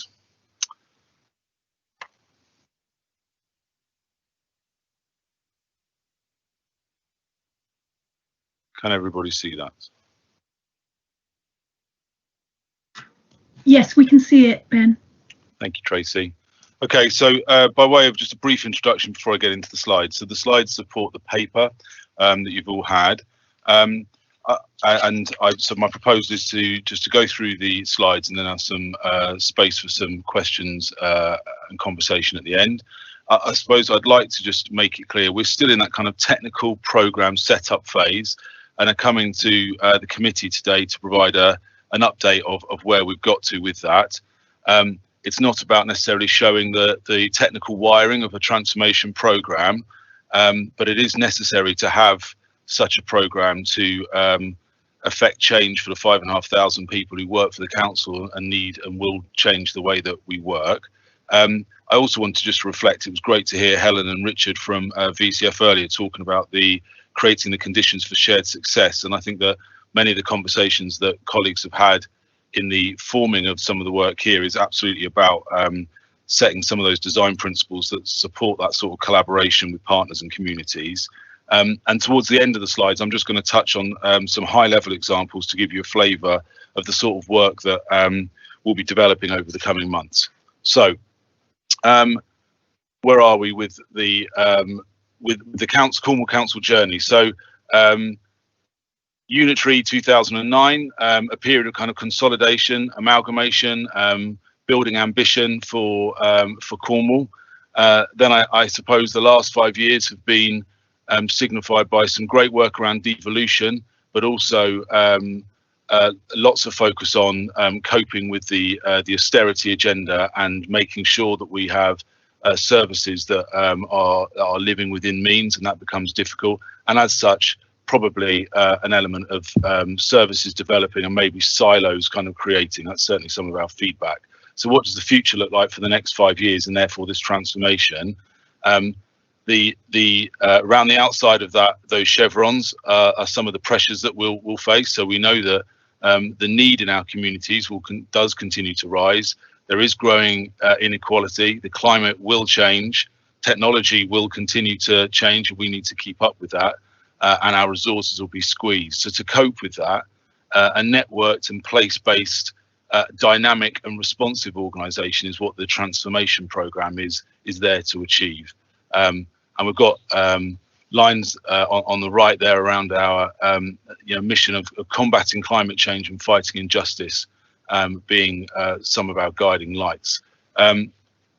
So if I can move to the next slide, there we go. So back in October, we talked to this committee around the budget agenda, but when we talked about transformation within that, we said that the transformation programme or plan was critical to delivering our medium-term financial plan, that the target operating model that we had been developing over the summer provided some of the guiding principles for that, and that those principles are going to enable the organisation to better deliver on its outcomes through guiding us in terms of the changes we'll need to make, that we knew we needed a benefit realisation process, which I can talk about more in a moment, and that over the autumn that we would see engagement across the council to develop the details of that transformation plan to support us into next year. So that's what we said back in October. What we did, we put some governance in place, which was as per the cabinet report in September. So we've had the first meetings of the transformation board and a design authority, which is a further group of officers who support the transformation board, and I can talk about that more again in a minute. We have defined some of the design principles. We have then also run service by service engagement. Across the 18 service director purviews, we've met twice with all of those teams to explore where we can, as a council, work rather than in silos of services and directorates across the services, and have cross-cutting programs of work that we are developing that mean that hopefully we can deliver change in a more effective way. We know we've got the voluntary workforce reduction program, which is in flight. We have developed a benefit realisation process. I'm just going to pause on that for a moment. That is a detailed way of understanding for any change we're making what the benefit looks like. Previously, we have not done that within the council linked to change in the same way, and it's going to give us a baseline in future years of being able to be very clear about a change we're making and the benefit we expect to see, even if that benefit sits in multiple areas. So that's something we've developed, and of course we've done that as well, as you're all well aware. While many of our colleagues have been responding to COVID, we've had a new second lockdown period and our significant in-year challenges and getting used to remote working. So that's what we've been doing since October.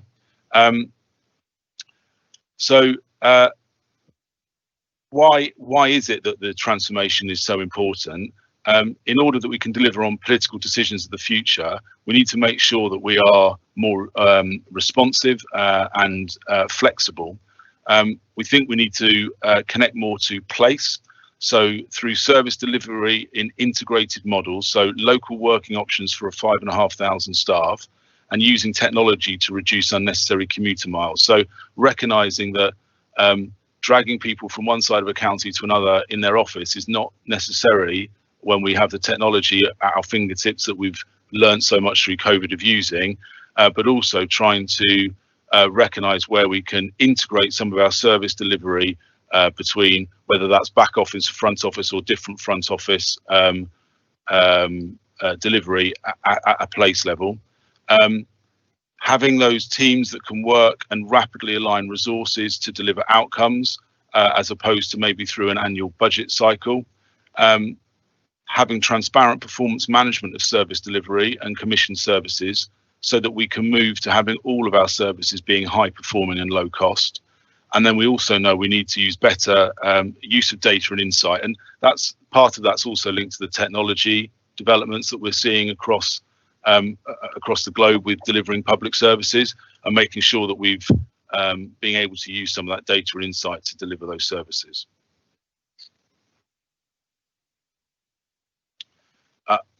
This is part of the wiring, but so I'm not going to pause here, but a relatively common view of a transformation program. So a vision for Cornwall, which I know Jesse's talked to you at length about in terms of the Cornwall we want, and how that then steps down through a mission, some defining of outcomes, and of course we've got the business plan that we have to deliver, but they may change in future, and this organisation, this transformation needs to be able to reflect to that.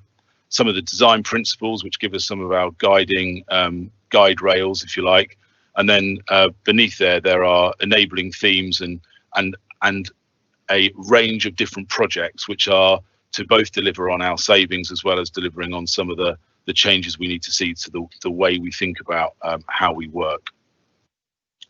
Apologies for this. This is a rather busy slide, and I did apologise to the chairman yesterday for this because there's a lot on here. So I'm not proposing to go through in lots of detail. I know it's hard to read, but broadly, at the top left of this screen is the rocket ship, which was what we talked about back in October, which is how we developed our target operating model. And in a traditional and transformation program of old, we may have then taken that target operating model in a darkened room, come up with all of the different things we need to do to commission within the organisation to change it.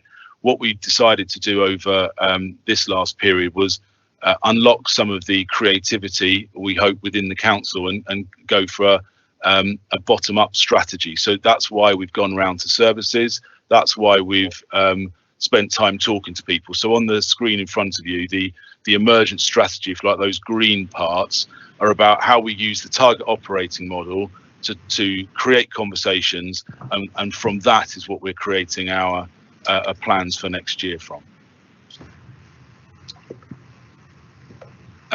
So what we're focusing on in year one, this is a long-term transformation program, 3-4 years, but recognizing that we have some significant challenges next year. So rather than setting the transformation program off separately to that, we've said that the program needs to help us be sustainable and financially viable, which is why a lot of the focus is on delivering to next year's MTFP targets, that it needs to continue the delivery of services to residents, which is that high performing low cost ambition.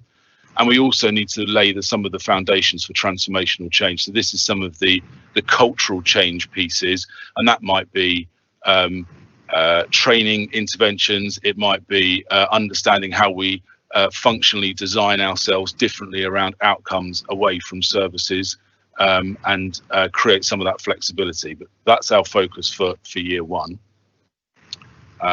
skip over that. So this slide, it was on a previous up in the top corner of that very busy slide, but I've presented, I think, this before as this is our journey over the 4 years. This is a very busy slide, and in a way I make no apology to that. The reason for having a slide is to recognise the volume of changes that we are needing to make, both to keep up with our financial challenges, but also to develop the services in line with the ambitions that we have. I'm not going to go through each of these in detail, but I'm going to pull out 4 on the next couple of slides. So 2 which have got quite an internal focus, and 2 which will have a more external focus in the way we work, not necessarily what we deliver. And just to so the idea of the slide in front of you is that you get each of the different coloured bands becomes a year, and as we develop it, we can start to see what we're developing year by year. So on to some of the examples, and we've used this as a very high level way of describing some scope for some of the pieces of work we're looking at. So we know that automation is a key tool in our armoury to become a more efficient and effective organisation. So the description there at the top, we're going to investigate areas and processes where automation can be implemented to reduce manual processes from our costs.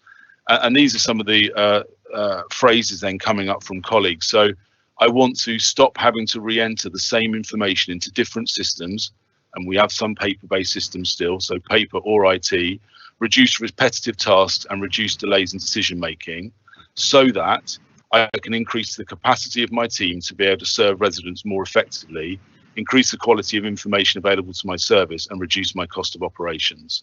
So what we'd be looking to get out of a project like that would be a reduction of our manual effort in that particular process, absolutely a reduction in paper within those processes, a reduction in our repeated demand, so things going through a cycle more than once, and improved data quality. And through our conversations, services that have so far said that they think that there is a real benefit to them next year being involved in conversations around how we can use automation are listed on the right hand box there. And I think for me what's different about that is traditionally we may have seen those as separate pieces of work, and what we're saying is actually we can do this in one piece and really make sure we deliver that change efficiently as well. And the next internally focused piece of work is around data and insight. So it's the same model. So looking to increase our data access and integrity across the council, to reduce rework in services, improve the understanding of the community that we're serving. The phrase there, I'm wanting to access data and insight that's drawn from a common consistent locations, so that information is presented as reliable, does not require effort to manipulate, and supports better decision making. So 2 pieces of work there, and they're fundamentally about how the council works as opposed to what it does. But if we approach that correctly, we'll have some benefit both in terms of the outcomes of how we deliver, as well as more efficiency. And then a couple of external ones which broadly bring me to a close. So recognising with demand management, understanding the demand, external demand, and understand the volume of incoming work, the trends, and how we can deliver that through trajectory management. So understanding how that demand is going to change over time, so that our customer and resident experience improves through having the right resources. So we're able to match our services to the demand as it changes. And perhaps unsurprisingly, adult social care and housing are clearly interested in those elements. And then community support. I didn't want to leave this off, although I would probably say it is earlier on in its development in terms of the programme, but being able to work across directorates and services with a place-based community level rather than service is really important. And some of the services that have shown some real appetite for getting involved in that thus far, and again, perhaps unsurprisingly, but public health and wellbeing, planning and development, communities, directorate, and economic development. So a number of areas of work, and as I said, these are in development, and I'm kind of showing a progress update against this rather than anything for decisions today. But just in terms of next, oh, sorry, I don't want to leave these. So in addition to some of those which are a way that we deliver some of our services, there are a number of other projects which we will develop as part of our transformation, which are kind of part of enabling parts of the organisation. And then in terms of next steps, so developing a full benefit profile to cover that. We've got 36.6 million up there. It will be the full saving requirements for next year. By service directorate and benefit type. When I say benefit type, whether that's a contractual saving, a staff saving, an efficiency saving. Develop proposals for all cross-cutting works with those associated benefit profiles, so we can see what effort we're asking the transformation board to contribute to and what benefit we'll see from that. To therefore firm up the plans for 21-22. There's some change readiness work to do, and then the last step, which is which will take the next kind of 2 to 3 months to complete, is finalising the transformation portfolio for year 1 delivery. So that's a really quick run through. As I said, it is relatively technical, but I wanted to make sure that the committee had the progress update. Thank you very much indeed for that, Ben. And now questions to Ben. I have Councillor Taylor first questioner, please. Councillor Taylor, please go ahead. Lovely, thank you, Ben. Ben, obviously I've got a lot of key tools in my armoury that's going to help me get through the next 5 years, but I actually want to understand more effectively that will help me deliver on this mission statement. I actually want to go to page 56 to ask the specific question. Could you tell me what is discovery work streams? And I've got 2 more, if I may. On page 63, I'd like you to explain to me what the design principles in place, incorporating principles that respond to mission, and also there's a statement on the same page 63 that says voluntary workforce reduction programme in flight. If you could sort of define that one for me, that would be very useful. Thank you. Yes, okay, so Councillor Taylor, that would be fine. So just take those in order then. So a discovery phase or workshop is simply the exploratory piece of work that officers are doing in order to define any part of any programme. And did you say it was on page 56? That's on page 56. I just wanted to understand what you were calling discovery work streams. Which I think you've sort of explained. Yeah, they're exploratory pieces of work, and some of those happened back in the summer to develop our target operating model. Some of those happen now to do the projects I talked about a moment ago. For example, automation would be an outcome of a discovery conversation. And then I've just had 2 questions on page 63, which were the design principles in place, incorporating principles that respond to mission. These I feel could be all key tools in my armoury. Absolutely. So the design principles, and the reason that I've put the line in there, incorporating principles that respond to mission. So there are a range of design principles. They are to help the officers on the design authority ensure that the changes that come through are broadly all in alignment. And the line that particularly responds to the mission statement, for example, are decisions will be informed by the decision-making wheel, which I think is a decision toolkit that is about understanding the social and environmental impacts of some of the changes we're making. So we're trying to make sure that the principles around the organizational design principles are linking to some of those tools. So that particular one is focused on the decision-making wheel. And my final question was the one about the voluntary workforce reduction programme in flight. And then you've also mentioned design authority, and I'm hoping that was a sneaky extra question. If you could elaborate more on that one for us, please. Yeah, okay. So voluntary workforce reduction programme, as you I think are aware, we've got a voluntary redundancy programme in train at the moment. That's the piece of work that I'm referring to there. so it's live. It hasn't concluded. We're in the middle of that process. And in terms of the design authority, so we've, as per the cabinet report in September, there is a transformation board which is chaired by the chief exec. But in order to support that transformation board, we've created a design authority which is chaired by Tracy Langley, the Section 151 and Chief Operations Officer. And the purpose of the design authority, drawn from officers across the council to support the projects as they come through and ensure that they align to those design principles, because that means as an organisation we're able to keep moving in the one direction and not diverge off in lots of different places. So that's the purpose of the design principles and then the design authority. Thank you, Ben. Pleasure. Thank you very much. Moving now to Councillor Barnes. Councillor Barnes, you there? Yes. Oh, sorry. Yes, thank you, Chairman. I'd like to ask some questions on this. On 2.4.2, isn't the first line, the programme will embed a sustainable platform that makes the most of the available resources, really just saying we're cutting? Isn't that just about cuts, really? If we was being frank, we would say we're making cuts because we can't afford anything else. Yeah, can I just respond directly to that? Yeah, please do, Ben. Yes. So I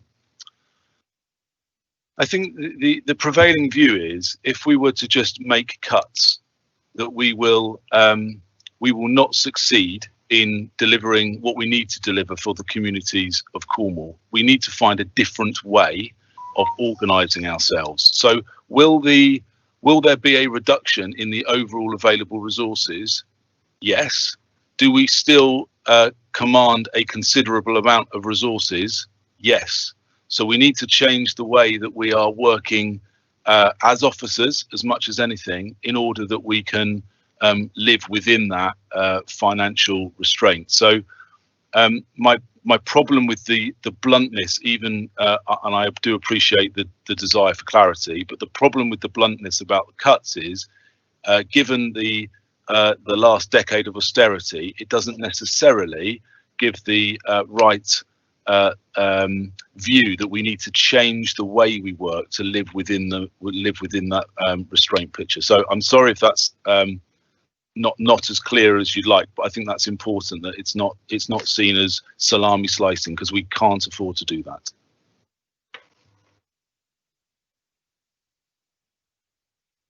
Councillor Barnes, did you have some other questions for Ben?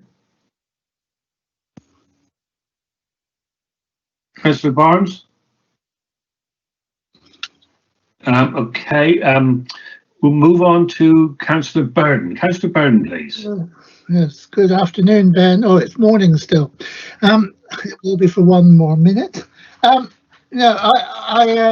made a few jottings as you talked on my paper copy, which is the only way to do it. How else can we do it if we don't have paper copies? I love a bit on page 63, which Linda already mentioned, was the voluntary workforce reduction programme in flight. I thought it was more like parachuting free fall, and less staff, so less and less services delivered to our customers, and surely our customers are very important. You talked about, I'm not sure if this is for the staff or for our customers. It seems you seem to be more concentrating on staff and paying them redundancy and all the rest, which is totally unnecessary, by the way. Other councils don't do it. But what does concern me is that you said you're opening up from grassroots creativity within staff. I mean, it would be interesting for you to pass a comment. Surely a lot of your members have got a lot of creativity as well, so that's why they can be a volunteer on the council. But the one more concerning thing was, oh sorry, I've got to turn back. It was about You said this was a technical paper, very high level, your comments, but are you saying it's above members' comprehension?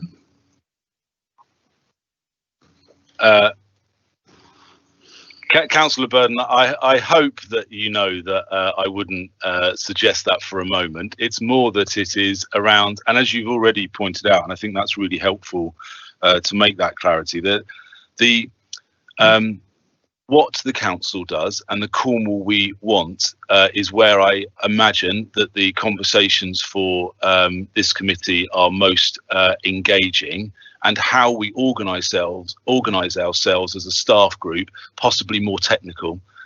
Not saying for a minute that it's above members' understanding, and apologies if I've given that impression.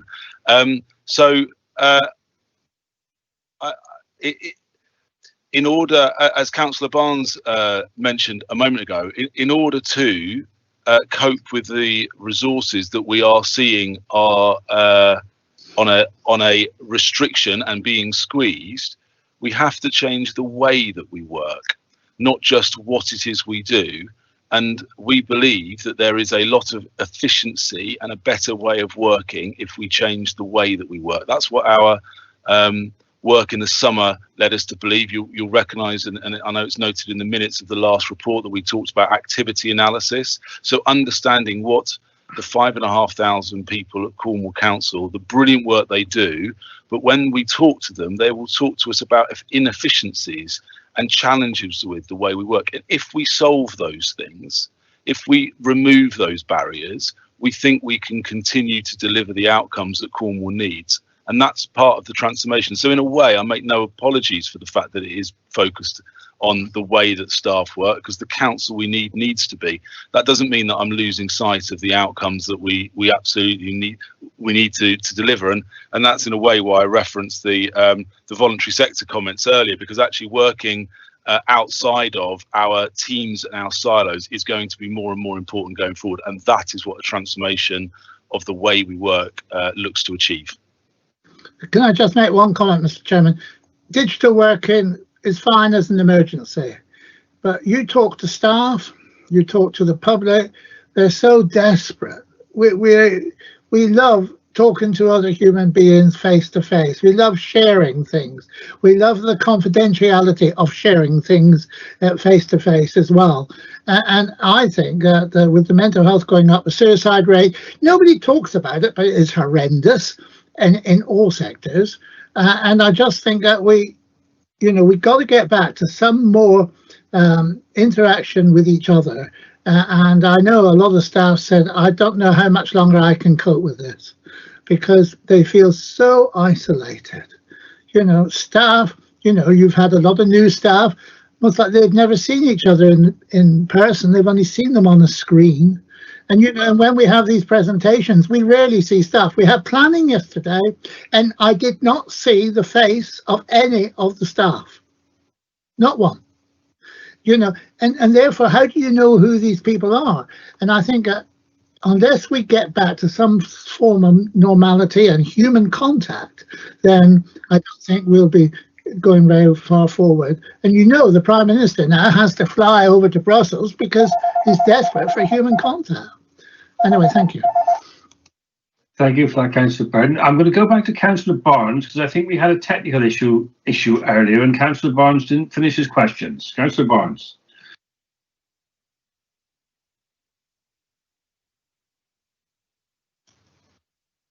It wasn't so much me not finishing my question, although that was the first of two. I just felt that I missed out on the answer to the question. I thought because I was cut off. I wasn't sure if it was you who did it, Chairman, because of my quip earlier. Councillor Barnes. So I just feel I've missed out on an answer, because when I came back, Councillor Burden was talking. Okay, do you want me to come back? I'm going to say, Councillor Barnes, that I was extremely eloquent in my answer previously, and apologies if I won't be this time, but I guess you'll have the you can go back at the video and check that. But I suppose what I was trying to the point I was trying to make is that while the financial envelope is tightening, if we use the word cuts as bluntly as we may feel we want to, it doesn't lead us necessarily to fundamentally change the way that we're working, and that's what we need to do in order to deliver the outcomes for the communities within a smaller financial envelope. So I guess apologies for some of the jargon, but we're trying not to set this in the context where people feel that a salami slicing is going to work, because it won't, and that's partly to do with the service, the siloed nature of what happens when you salami slice, and we need to work across. Officers need to be supported to work across the whole council, and in some areas they do very, very well, but we need it as part of our DNA so that we can be more resilient to some of those shrinking financial inputs, and therefore continue to work with communities in novel ways, I guess, in order to continue to secure those outcomes. Okay, Chairman, I'd like to ask my second question now, which is question on an explanation, and it's on it's in 2.4.4, where it says on the fourth line you want an agile workforce. Does this mean everyone's got to go to Zumba classes when they start the day? No, it doesn't mean you have to go to a Zumba class, although I would, from a health and well-being, I would thoroughly recommend that. But it means that a workforce that can quickly coalesce around a new or developing outcome or need identified in a community, and quickly come together with all the available skills to help solve that. And that does not mean just officers. That might mean a coalition of the willing. It may mean members and officers, voluntary sector, other partners, and of course the community. So how we can rapidly create teams and focus, and we've seen some of that. So the COVID response is by definition agile. Very, very quickly, large numbers of people were refocused. Now, that's partly because there was an overriding single aim and ambition, and that becomes much more challenging in the future. But it's part of how we change the way the organisation works, so it can be more responsive. Well, I would say to do all of that, which I understand what you're saying, requires excellent leadership.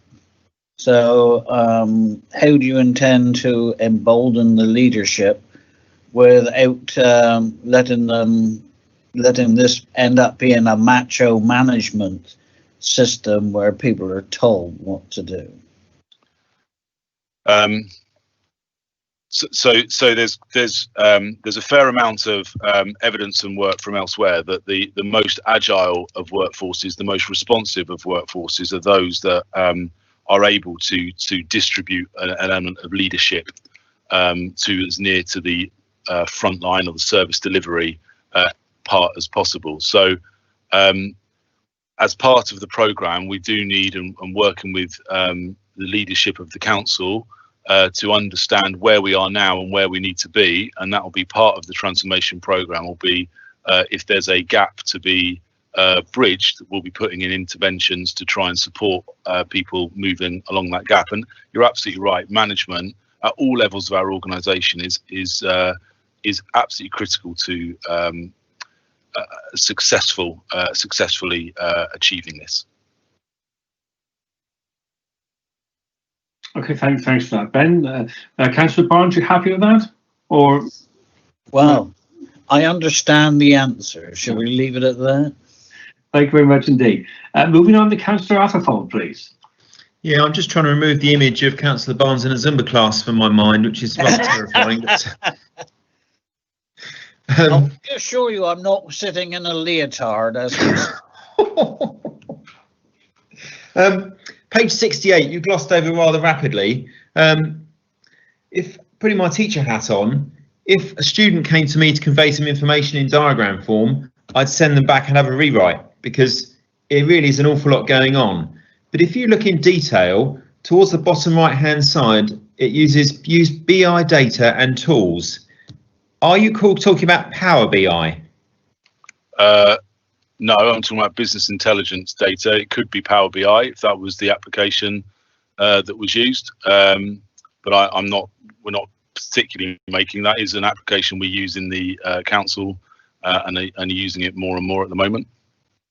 Yeah, I mean, we had a task and finish group on this, and I just wondered if it was Power BI, given that we looked at this nearly 4 years ago now, why isn't that part of the course in all departments? But okay, all right. Can I just come back on that? So recently, the benefit realisation process, Councillor Atherford that I talked through, uses Power BI. So we are absolutely using applications like that to accelerate how we work. But I joined in April, so I probably can't comment on the last 4 years of the journey. But it's a great tool that I think really helps us. Okay, yeah, lovely. Thank you very much. Martin Eddy, please. Thank you, Chairman. 36.6 million pounds worth of savings in my book, and I know you're trying to avoid the word, but that looks like cuts to me. So let's be honest. This is a response. Okay, we can no longer salami slice, but so we've got a wholesale reorganisation going on in response to cuts to our budget. Ben, I like the way you're harnessing the power and the knowledge within the officers out there now to redesign the services.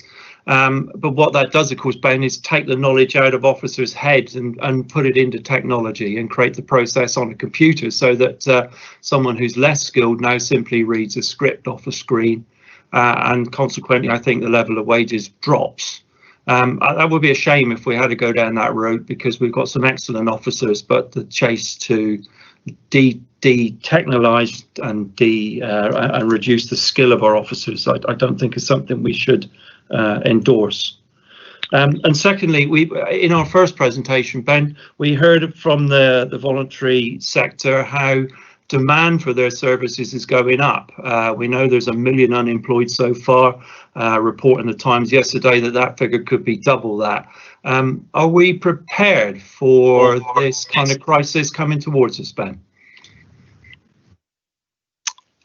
So can I take those questions in order, because I think they're easier to answer. I find the first one a lot easier than the second one, Councillor Eddy. But I think when we've talked to staff, managers for the main, they will articulate that there are elements of frustration with how they do their job in the processes that they have to use, and that if we can use tools and automation to smooth that up, we free those individuals up to do more of the work that both they want to do, which is working and supporting with communities, but actually it's the I think I would argue the higher value work, in that it requires an understanding and an articulation of where the organisation is going, what they're trying to achieve, as opposed to some of the more administrative only tasks. And I'm not suggesting that administration isn't important, but we ought to look at ways of trying to do that in a more efficient, effective way. In terms of the challenges that are facing us, macro kind of economic challenges, my argument would be that unless we fundamentally change, and we have an absolute opportunity in Cornwall to do this, and unless we fundamentally change the way that we are working, we won't be putting ourselves in the best possible position to deal with those challenges. I don't know what the answer is to those challenges, and I'll leave it to those who are better qualified than me to comment. But what I do know is that if we can make the organisation work as effectively as possible and allow individuals to, it's a phrase that I've found in the NHS, but allow people to operate to the top of their licence, I'm sure that we give ourselves the best possible chance. So I hope that's a good enough as an answer for you. It's probably all I can do at the moment. Thank you, Ben. Thank you. Thank you, Chairman. Thank you. Councillor Biggs, please. Yes, thank you, Chairman. First of all, can I say that I don't think I'm in a particularly good position to consider all of this, because both Sunday night and last night I was unable to access the council website, and that was the council's problem, not mine. So some of the things I would like to have looked at, I haven't had a chance to. First of all, can I say I make the assumption that Stronger Together is the new slogan for what is and has been the transformation programme. And that programme's been around for a long time, certainly since Andy Brown was the 151 officer. We've been talking about target operating models. So I assume this is just a new name for the continuation of a programme that's been around for a long time. I'd still like to have a very much better understanding. I understand what Ben's saying about the benefits. I can see where we're going with this. What I don't have an understanding of is the cost of this programme. And I'd certainly like to see, some numbers around that. And I ask that because it appears to me that the project is already suffering from project creep, and is getting bloated from what we originally started out on. So, but again, I'd like to see the numbers on that. Could I just comment on the question about we seem to be having some problems as members understanding the difference between cuts and savings. Now, these are two different things and are not mutually exclusive. You can have both, you can have neither, you can have all of them, but they are different things. And we can and I think Ben was trying to be as eloquent as he could in delineating that. If I forgive him, if I've tread on his toes, I'm sure you'll allow him to come back. But we are getting a bit hung up on that. We can have both, and certainly one of the things we're looking at here is savings. I'm a little bit loath to support the recommendation as it stands at the moment because I don't have a full understanding of everything, Chairman. I'm also concerned that we're going down a path where we're predicting the future on the basis of very slim, if negligible, evidence, and human beings are particularly bad at predicting the future for psychological biases which I am not qualified to comment on, but which are knowable and real. So for a whole number of reasons, I support the principle of the moving to the target operating model. I'm sure that is where we have to go, and we do have to make some significant and real changes. The programme as it stands at the moment, I'm not quite so sure about. Thank you. Ben, would you like to respond to any of those points? Yeah, just in terms of some of the detail around the cost of the programme, I hope I made clear that we are in that development of the programme. We have not asked or committed costs from any transformation fund to this at the moment, and a process for doing that would be absolutely about understanding what the benefits that we'd expect to get. What we've been, the benefit profile process that I talked about putting in place is all about improving A, our understanding, and B, our confidence about achieving those benefits, and whether that was a process benefit to make something faster, an outcome benefit to improve something for an end user, or indeed a cash benefit, whether that was non-cashable or cashable. We'd expect to see that within the benefit profile. So I think that detail's still to come, Councillor Biggs, is what I'm saying. But we have a very small team of officers working on this at the moment, linking in with many others. And I'm pleased that you've recognised that the principles around the transformation are absolutely right, and that's really where we're trying to get to. And part of it is, over the next 3 months, there is a honing down on what it is that will be delivered. And if you take that bottom-up approach by going out to speak to officers, you tend to end up with a funnel. There's a lot of stuff in there, and we need to hone that down. And as we do that, I'll be happy to share.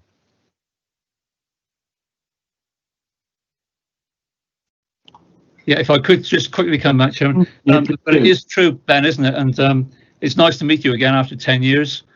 Welcome back. Only five. But anyway. It seems like 10. It is true, though, isn't it, that you have had funds transferred from the Digital Cornwall 2 programme has now gone wholly into the transformation programme. That is true, but the call off of that has not started, and B, would be required to go through the transformation board, which would require us to be clear on benefits. So that's there as a ring fence for the future, but there's been no call off or spending of that to date. Yeah, thank you, Chairman. Tracy Langley, did you want to come in on this one? Thank you, Chair. I just wanted to say Councillor Biggs recognised, of course, that there's been a transformation programme certainly in place before I came here, and you're absolutely right about that. The Working Differently programme was the kind of the predecessor to this, and what we're trying to do is make sure that we don't A, lose any of the benefits of that programme, and B, that we morph seamlessly from that one into this one. I suppose the constraints of the Working Differently programme is that it was really a CAS-defined programme rather than a whole council programme. What we're trying to do with this programme is to ensure that it is whole council as opposed to just directorate based. And so it's a seamless move from one to the other, making sure that we don't lose any of the benefits. Okay, thank you for that, Tracy. Looking at my list, I now have Councillor Malcolm Brown, please. Thank you very much for letting me speak, because I'm not a member of the committee, so I will be brief deliberately. I think officers are having a bit of difficulty getting this report across, and if I was advising them, I think the comments, which I think I agree with everything that's been said so far, I think it reflects a genuine member interest to be involved in all of this, whatever level or role in the member bit of the organisation we're in.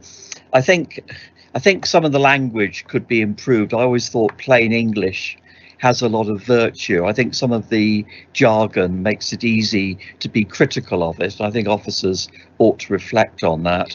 I'll say one positive thing in a moment, but the other thing I will say, which is the theme I suspect we're going to come back to on the next item. If you look at sort of running the council, a bit like doing a steeplechase, going round a course, I think it's really important to involve members at each stage and not to sort of jump stages and then bring us in when there are two stages together and we're forced to consider something strategic alongside something local. So I just give that as a friendly warning. The point I wanted to make, which is positive, is that obviously with my background with Cornwall County Council, I very much welcome the slide that you put up and the emphasis upon data and insight.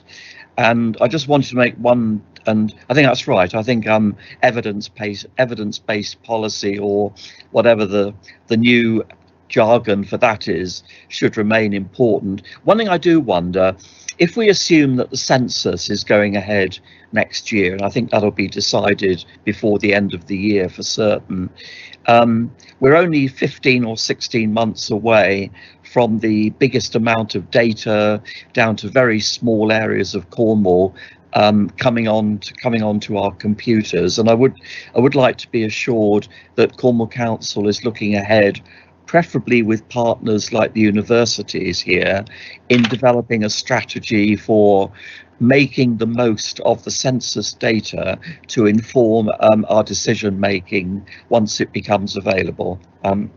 Thank you, Chairman. Thank you. Ben, any comments on those points? Well, I think Councillor Brown just note the helpful comments previously, and in terms of the data and insight, I can take that away. It's not something I've personally been involved in, but I may chat with colleagues to understand how we are preparing for that. So thank you. Thank you very much. Councillor Harris, please. Thank you, Chair. A very quick, well, two comments. On this marvellous chart on page 68, and this perhaps follows on from Councillor Barnes's comments, you've one note on there towards the bottom right-hand side, worker styles. So is that going to be new haircuts or something? More importantly, the very, very last line in your presentation, finalise the transformation portfolio for year one delivery. What do you actually mean by transformation portfolio? when will it be finalised? And when it is finalised, will it be reviewed or looked at or scrutinised by councillors anywhere? Thank you.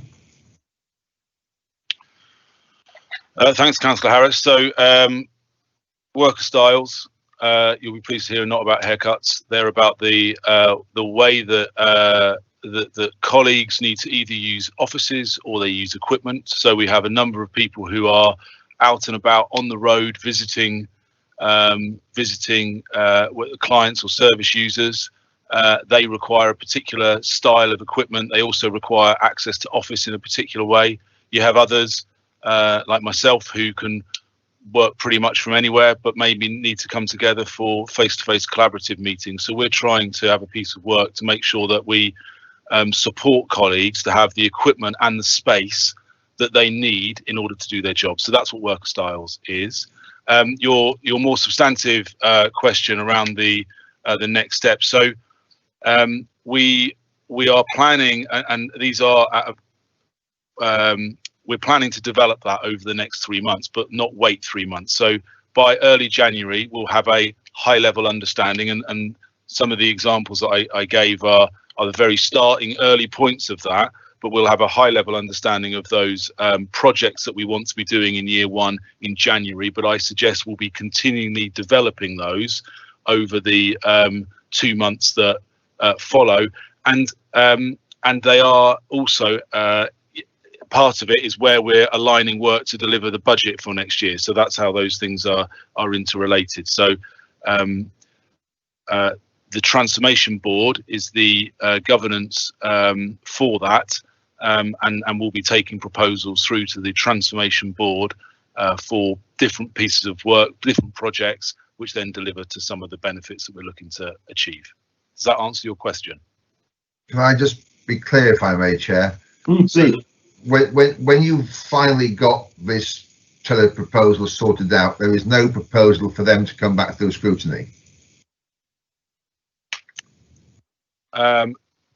Not in terms of the overall transformation program, but I think it is Tracy's wanting to come in, so maybe I'll defer to Tracy. Chicken. Thank you. I think rather that I've been more involved in the governance than Ben has. So the governance that has been set up is that the programme itself is approved through the Transformation Board, but will deliver on a series of benefit realisation templates, which you will see as part of the budget mechanisms going through Cabinet and Council. So it is the transformation programme is there to deliver those benefit realisation templates. So that is the governance of how they get approved in the first place, and then we will just get on and deliver it through the Transformation Board. And the CASOS, which you're sitting on now, will be the process by which any of the councillors can ask for anything to come through that they feel relevant as part of their work programme. We also, as you know, Councillor Harris, have our internal audit colleagues as part of their forward plan doing some of our gateway mechanism and gateway reviews as part of the transformation programme, because it's a big programme, and that is part of our auditing process to make sure that we are delivering on the benefits that have been identified, and that will come through in effect through the audit committee in the normal way. Good. Thank you. Okay. And moving on now to Councillor Monk. Thank you, Chair. Hi, Ben. It's I sort of get where you're going with the document, and I welcome and I understand that we need to transform and become more efficient and effective and environmentally conscious of the way that we operate as an organisation, and I think that's absolutely fine. I share some of the comments that have been made previously, though. We seem to be, again, basing some of these decisions. I know you referenced the Cornwall that we want, and I still maintain that a lot of that document was written in the response to COVID, and a lot of the conclusions and analysis was done in the middle of an emergency. And I guess in an ideal world, yeah, everyone works from home, saves a fortune, saves on the environment, and we can, and that's all. I get why you'd want to do that. my concerns about giving so much weighting towards that are that we simply just don't know at this time what the future is going to look like, and whether people are going to actually want to carry on working from home into the future, and whether their well-being and mental well-being will be served if we're working from home, and indeed their effectiveness. And we don't know whether staff in the future will want to work in those environments if that's all we're offering, or whether they'll want to work somewhere else where they can meet people and get ideas across in a face-to-face venue. So I'm a bit worried about this continued assumption that everyone's going to continuously want to work from home. It may be that's the case now and maybe for the next 6 to 12 months, but in the future I'm not so sure. So I'd like to get a grip on why so much weighting is given to that one specific point. And with regards to the language in the document, from what I think it was Councillor Barnes mentioned, it just cut out half the use of flowery language in it. It just winds members up to read ream after overly cautious language and couched in terms that just go on and on and on, and you can just, maybe it's because I'm a northerner, but you can just cut a line through most of that and use 2 or 3 words instead of using 30. But apart from that, I get the direction that you're going, and I understand that it's a good piece of work. Thanks. Thanks, Councillor Monk. Can I, in a pithy way, can I come back to that just a moment? We are not making a statement that everybody will work from home.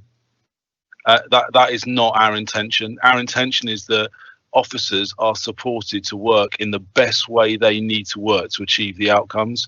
Absolutely, there are a number of all of us who are craving that kind of face-to-face connection, because it makes it an awful lot easier to have really high quality conversations and collaborate. Some individuals are preferencing working from home. I think what we've seen though is we won't go back to the way we previously worked as a default. It is a new way of working. I don't believe that we'll move into this way of using Teams, for example, in Cornwall Council, and that will be kind of somehow undone, and we'll all go back to working 9 to 5 in an office. I think there'll be a mixed economy, and this gives us an absolute opportunity for people to maybe work in an office. Previously they would have driven to, say, Camborne from Lou. How can they use a more local office, cut down on their commuter mileage, maybe connect with colleagues who live and work in the same area across different services, and that might create the collaborations that we've been talking about. So I want to just make that point, that I think it would be clumsy of us if we just thought that we could take the learning from COVID and suggest that was a solution to the future, because absolutely it isn't. If I can just come back very quickly, Chair, I get that. I get that. You know, you're taking that into consideration. I guess that, you know, if I was in the financial hot seat, I would look at it and think, oh, hang on a minute, I can sell off a load of these things we're not going to need again for the future, and help get some cost savings or whatever you want to describe. I can understand why you'd want to do that, and I just want to, and you've given me some reassurance that it's not going to just be about that you need to offer a mixed bag of sort of the opportunities for the councillors and council staff and officers to meet, rather than just have this stay-at-home sort of philosophy. Really, it's and I just you don't, in 12 months time, that might be the way that everyone gets used to operating, then we never meet each other again, and that's fine if everyone's happy with doing that. I just don't want to make that push down the road of those decisions now, when it may all completely change very quickly. As well as we've got into it. Thanks. Okay, thank you for that, Councillor Monk. Councillor Barnes, I see you've got a cross in the box. Is anything you'd like to add? Yes, there is, Chairman. I'd like to know what consultations have there been with the unions regarding this? That's first of 3. So come back on that now. So we have engaged with the unions throughout this. There's no specific consultations in terms of the transformation. Of course, there has been around the voluntary workforce reduction programme, but we have engaged with unions on the transformation, and I've had some really positive conversations actually about how this is about enabling, I think, colleagues to be supported and have as much agency in their role as they possibly can, as opposed to seeing it as a mechanistic process. So many more conversations still to have, but as I said, we haven't taken specific consultation elements outside of the VR process. Okay, my second question is regarding who's driving this. Is it Scrutiny or Cabinet? Well, I think we've got the deputy leader, who is the portfolio holder for transformation, on the call, but it would be Cabinet that would be leading this, and the transformation board is part of that overall governance. I heard what you said just now about different ways of working, and perhaps people in like east of Cornwall could meet up and rather than have to go down to Campbell and all. Would we have been better off when their government reorganisation forming sort of like district councils turned into a federal system to run Cornwall Council? Is that a question, Councillor Barnes? Yes. I'm not sure I'm qualified to answer that question. I have an opinion, but we are where we are with a unitary council, and I think connecting to place is a really valuable direction to travel. But that would be my answer to your question. Very diplomatic, Ben.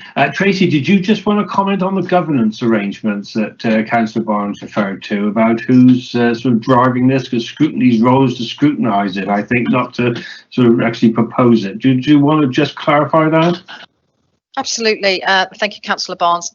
And I think your question is a really good one. That there are a number of issues that the council has to resolve. The first is its financial sustainability, and the second is to ensure that we've got high performing services. So those are absolutely in the purview of our members and cabinet through to council. It is our job as your advisors to advise you the best way of doing that. So without making the council bankrupt, and while making sure that it's still high performing, but at lower cost, and that is entirely what this transformation programme is all about. So we have advised the councillors and cabinet that is the way that we would advise them to undertake these really quite difficult decisions in the best way possible, as it minimises the impact on residents. It doesn't. You're absolutely right. We haven't got enough money to do everything that we want to do, so there are choices and there are tensions between those choices. But we believe that this is the best way to deliver really good services at a reduced cost. So being led by members, but through our advice, which is what we're here to do. Right, I understand what you're saying. But really, the question comes back then is between Scrutiny or Cabinet. Are Scrutiny able to adjust any of this, or is this just here for information and we end up noting it all the time? And I think the answer to your question is that you can't. This is a 4-year programme of change, and you have to do it iteratively. And we listen to everybody. It is really important that in the future, being able to deliver in our towns and around and in place rather than from New County Hall is really important, and we need to change the way that we work in order to do that. So it is iterative. We have to listen to everybody, and we will absolutely keep engaging with everybody. So your views are as important as everybody else's. That wasn't the question. Well, the question was, can Scrutiny make any slight alterations if they think, oh, this would improve it? Or is it just going to be done by the Cabinet, who will do what you tell them? And so it's really more for information to the Scrutiny. I think the real answer to that is if there are things that you think that we could be doing better, we will absolutely listen to it, take it away, and have a look at the evidence. No, absolutely no worries. If I could just comment on that, I would like to think that I've been the chair of the Scrutiny Committee now for the last 3 and a bit years, and I would hope that if this committee, had concerns about a particular initiative or project, that the cabinet would take that on board. That would be my wish, and I'd hope that the whole committee would back me in that. I think we do have a valuable role to play, and if we felt that things weren't on the right track, we would say so, and we would be listened to. But that might be something more for constitutional and governance. I'm anxious to move on to Councillor Mould now, please. Thank you, Mr. Chairman. My question was just around this working from home. I mean, I quite understand why, we will probably land up with a bit of a hybrid, people in offices and working at home. And I'm just wondering how we factor in the economies of people working from home. We have printers, we have machinery, we have phones. How that sort of costings of that and the remuneration is fitted into the process?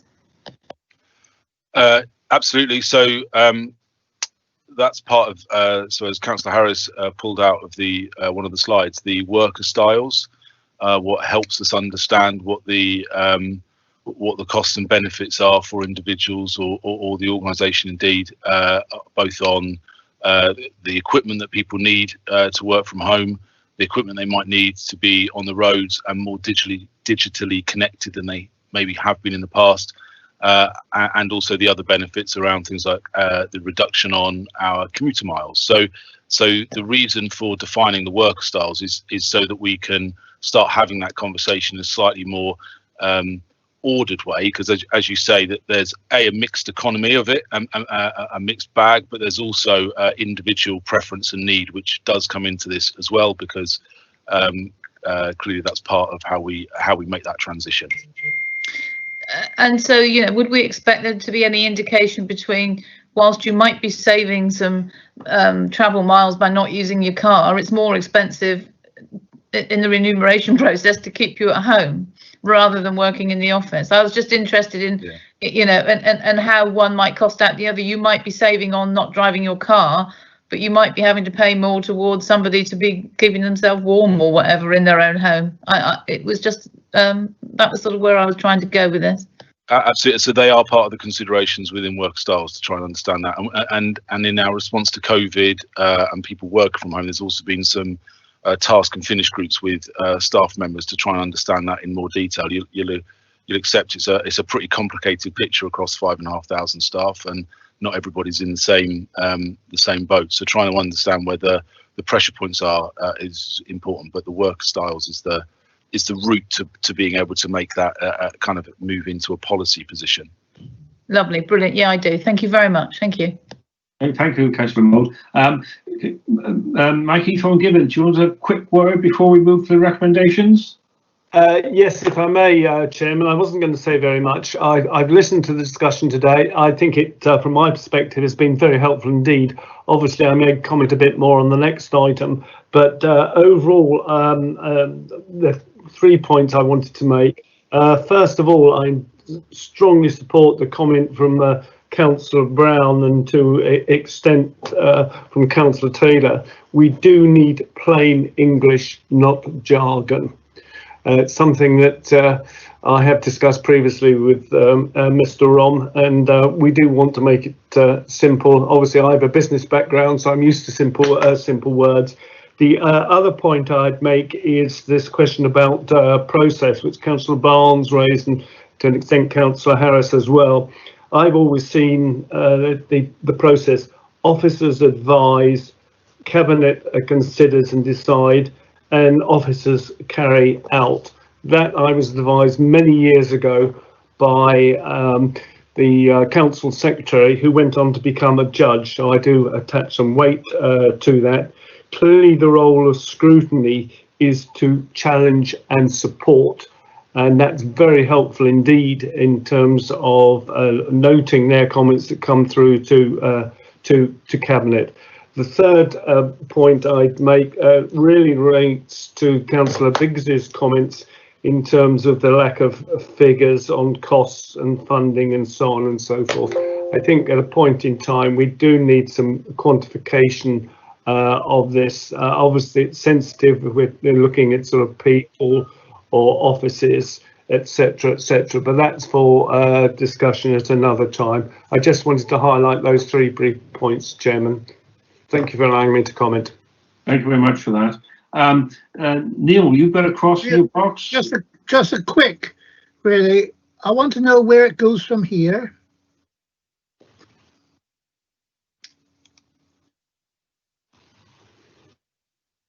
So, where does this go now?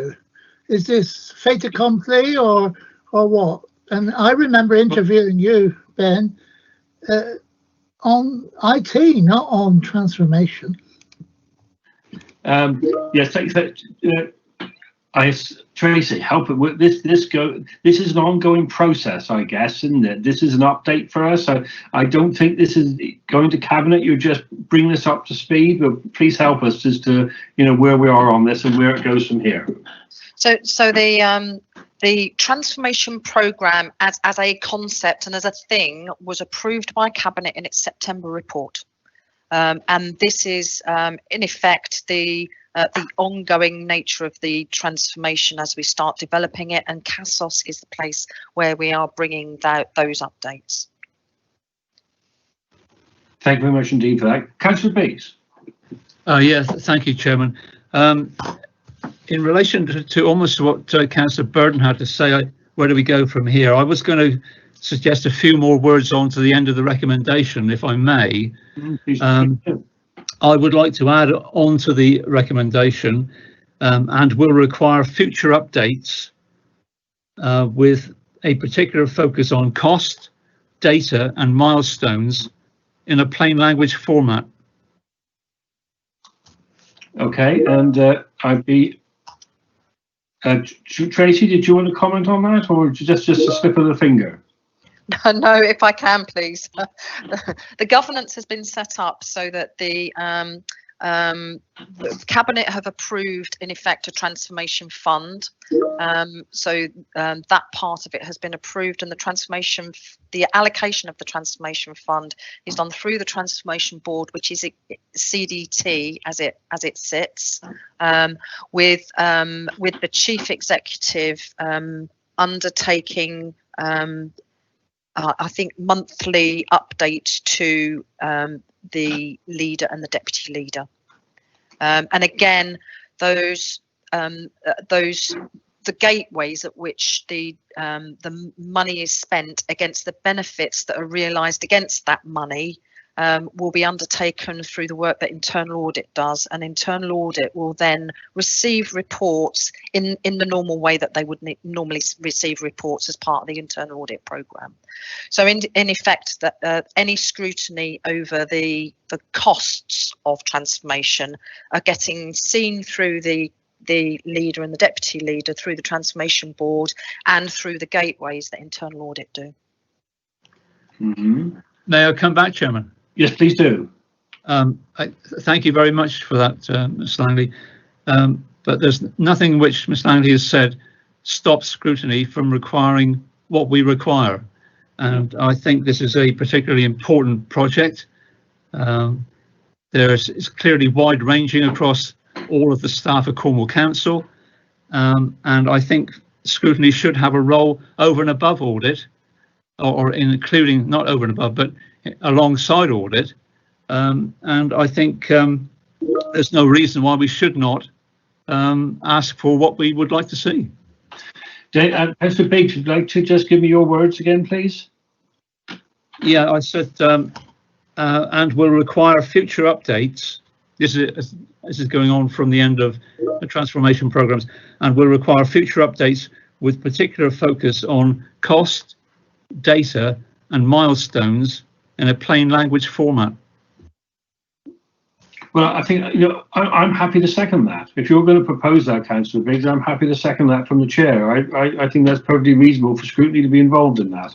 Now, I've got a number of crosses in the box, but I'm anxious to make some progress. So, I've seconded Councillor Biggs's amendment. If anyone's got any other points to make, I'm happy to receive it, but I'm happy to move to a vote on that. Tracy. Thank you. I suppose what I'm trying to do is to not double run the bits of scrutiny that are happening. So I'm more than happy to work with you, Chair, to work out how we make sure that you get what you're asking for, but that we don't double run the scrutiny elsewhere in the council. More than happy to do that. Yeah, no, I'm just in the first council I sat on, the 2013 council, I was on internal audit for 4 years, and there were back in those days there were times when things seemed to fall between, you know, what was the audit committee's role and someone else's role. So I'm sure we can work something out, but I'd just like to put that marker down, which has been so eloquently set out by Councillor Biggs. So I'm happy to support that.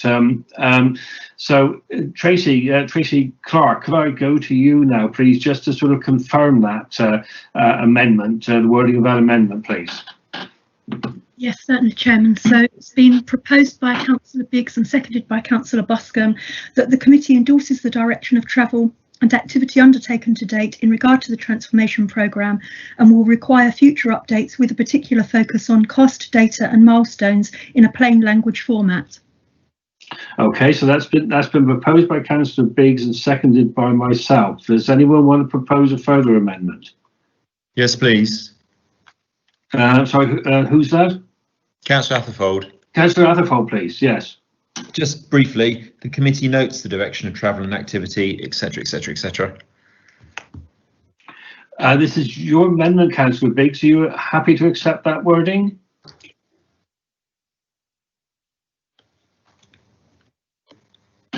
Councillor Biggs, you're on mute. Yes, sorry. Yes, I think I would. Yes, as this is an ongoing programme of some length, I think we could reasonably note it at this point, Chairman. Okay, thank you very much.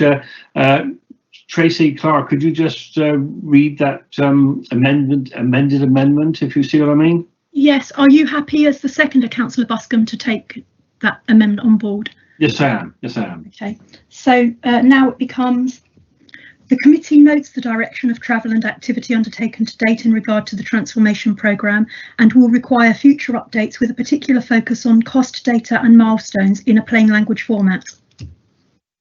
Okay, now I'm going to put that to the vote unless I have any further comments from anyone.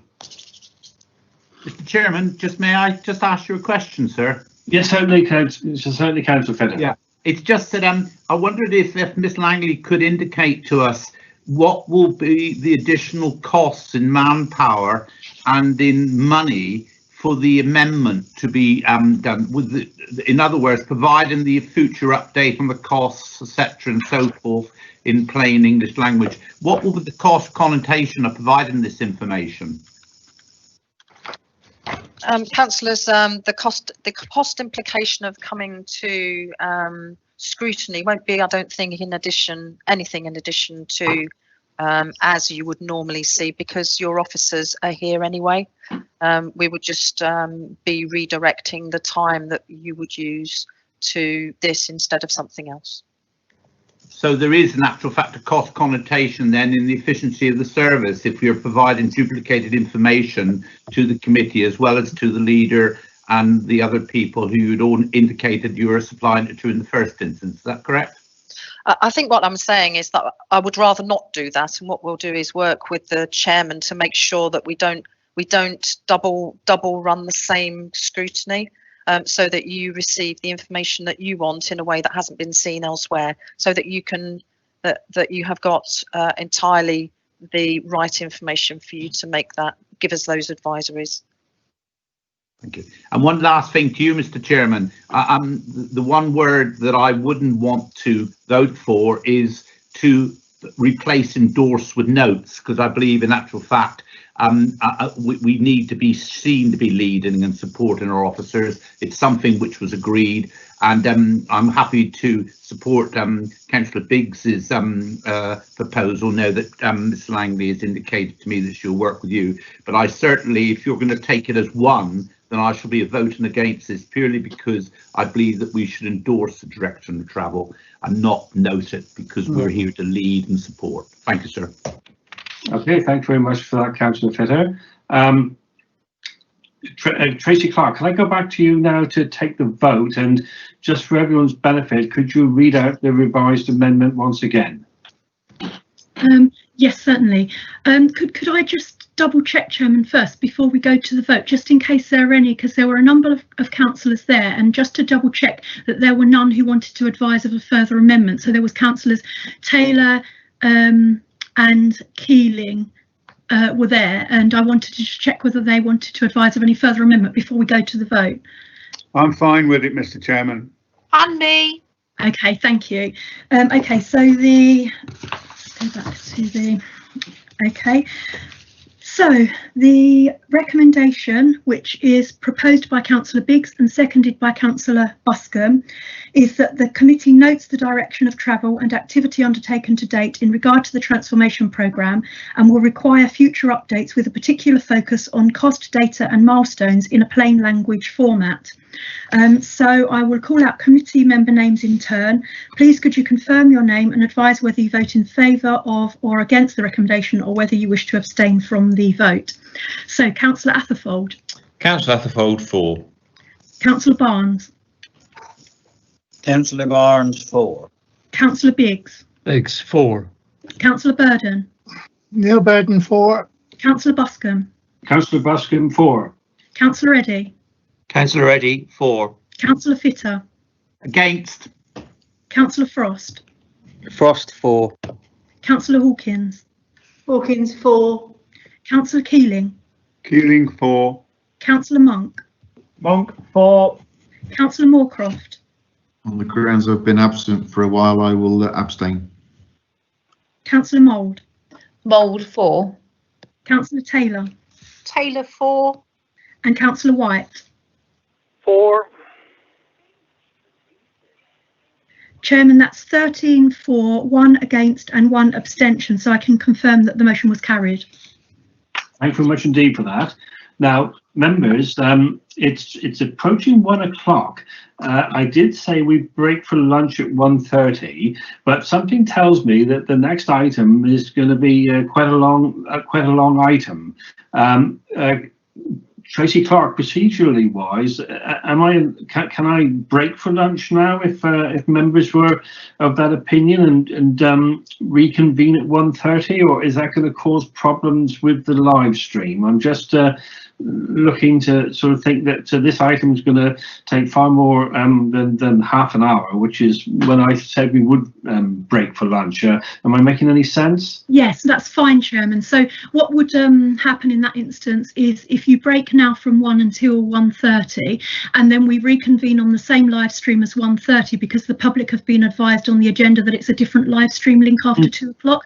Yeah. So members, if it would be possible for you to keep your cameras off, keep your microphones muted and remain on this line, and then if we reconvene at 1:30, and then what will happen is we will just have to have a short break for maybe 5 minutes at 2 o'clock while we change the live stream over for the public, and that's how it will work, but members will just stay on this line. Members, committee members, are you happy with that? Because I am conscious that the next item could be quite an extensively discussed item. It's important, and I wouldn't want to sort of break halfway through for lunch. Is everyone supportive of that move, please? If anyone's opposed to that, can they sort of put a cross in the box and we'll discuss it? But I think it might be better if we broke now for lunch for I'll half an hour. second that, Chairman. Is that okay? Is that okay with everyone? So if we say that we'll break for lunch now and we'll reconvene at 1:30 and look at the estates transformation programme update. Okay, is that all right? Thank you very much indeed, everyone. Please remember to switch your microphones and your camera off, because the live stream will still be operational. Thank you.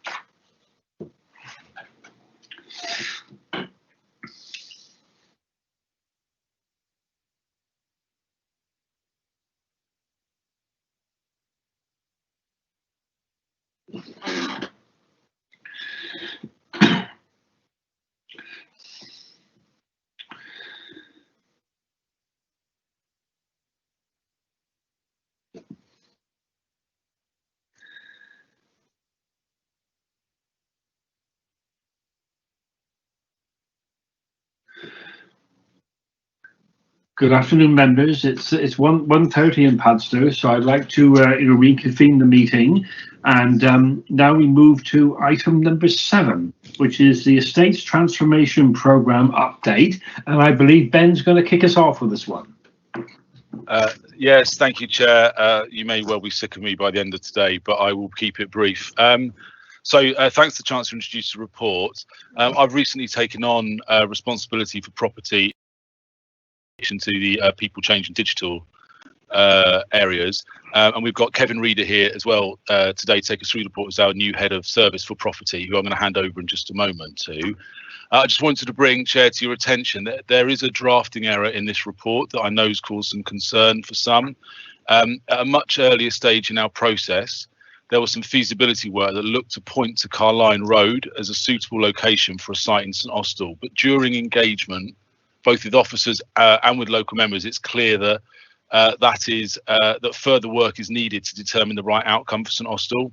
But my apologies, because the report, while it mentions this further work, it does include the Carline Road site as a solution, and that is an error. I just wanted to make you aware, Chair, and the rest of the committee, that no decisions have been made.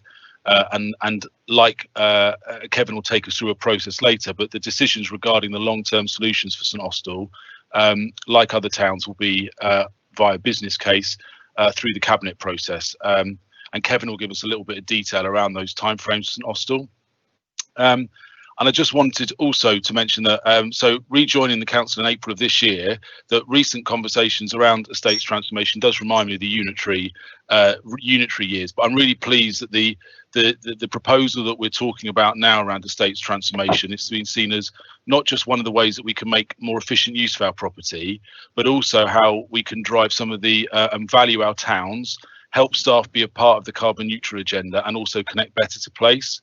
So I just wanted to make it clear before we started that estates transformation is not about centralising to 2 or 3 huge offices, but we will need less desk space in the future, and that will affect the number and size of buildings. But it's also not about huge shiny office buildings in every town, but it is about hubs or council buildings in major towns that help connect service delivery with the administration, so better connect some of the silos we were talking about in the last agenda, encourages active travel, and in and around high streets. It's about maximising our space to support partners, and where we can, and appropriately using partner space to better collaborate.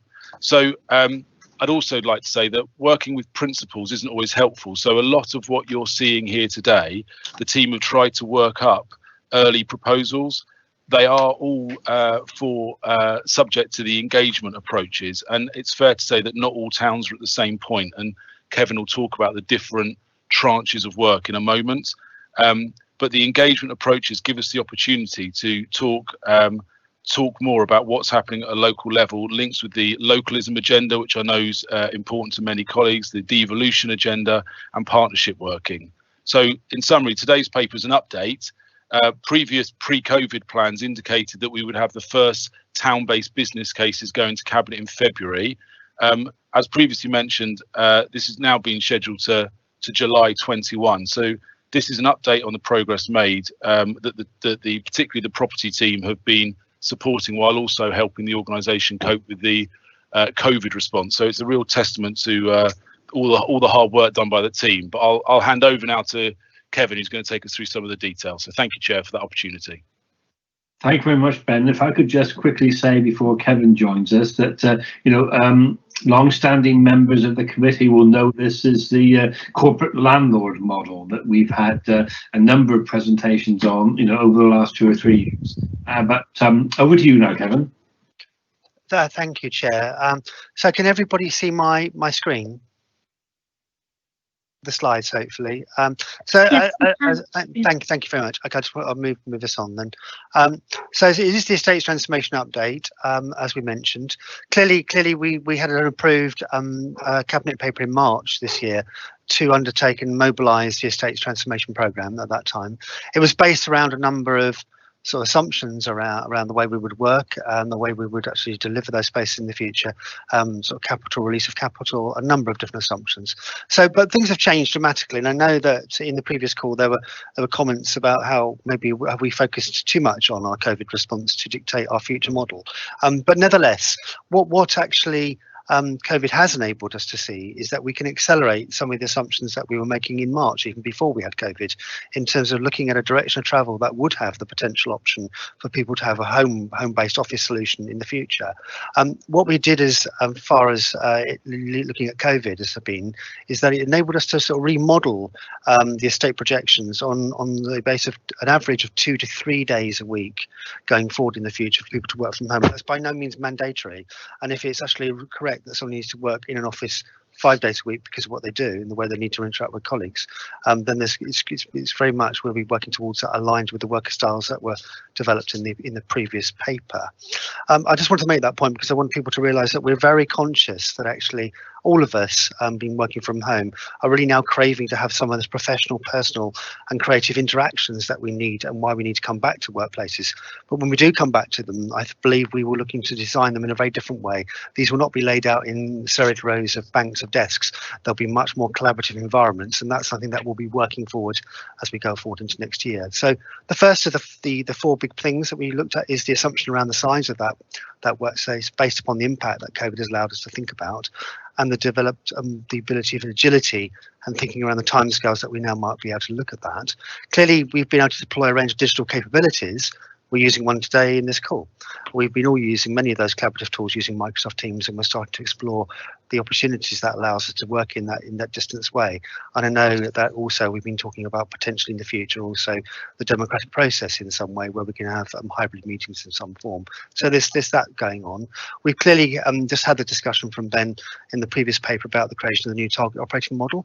And for us in terms of property, there's the our space element of that, focused around the use of our estate and the centralisation of assets and resources, which also, Chair, you referred to as the corporate landlord model.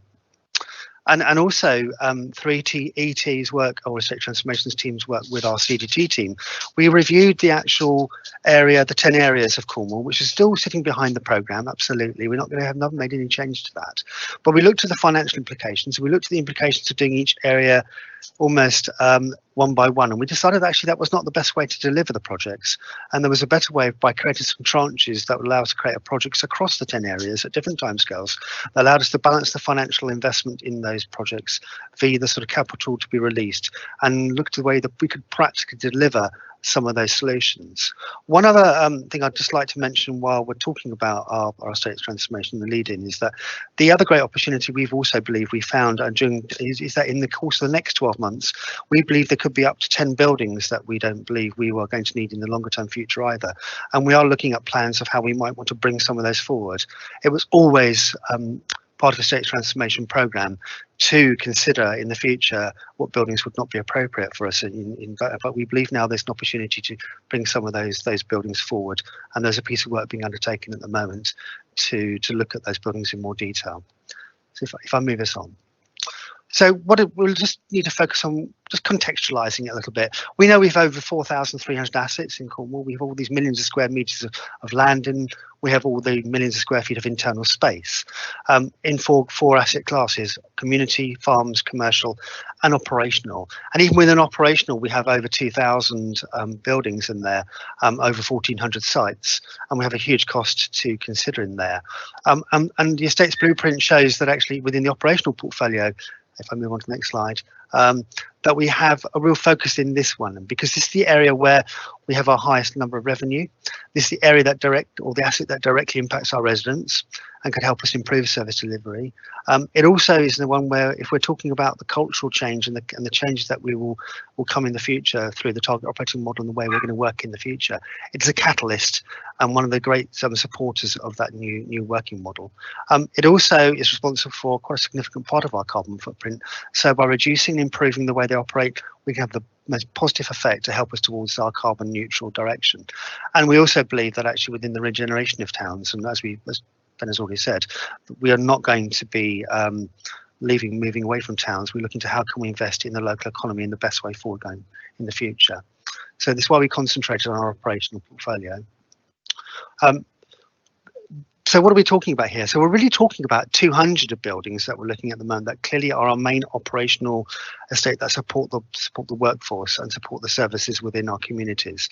And given the plans and the way we remodeled on that 2 to 3 days a week I actually referred to at the outset, it allowed us to consider that we would be able to reduce that estate down by maybe 60%. So at the moment, that suggests that we may, on a direction of travel, we could move from 200 to 60 buildings over a 4 to 5 year period. That is going to allow us to make a massive difference to our revenue costs running those buildings. We're currently spending about 10.2 million running those 200.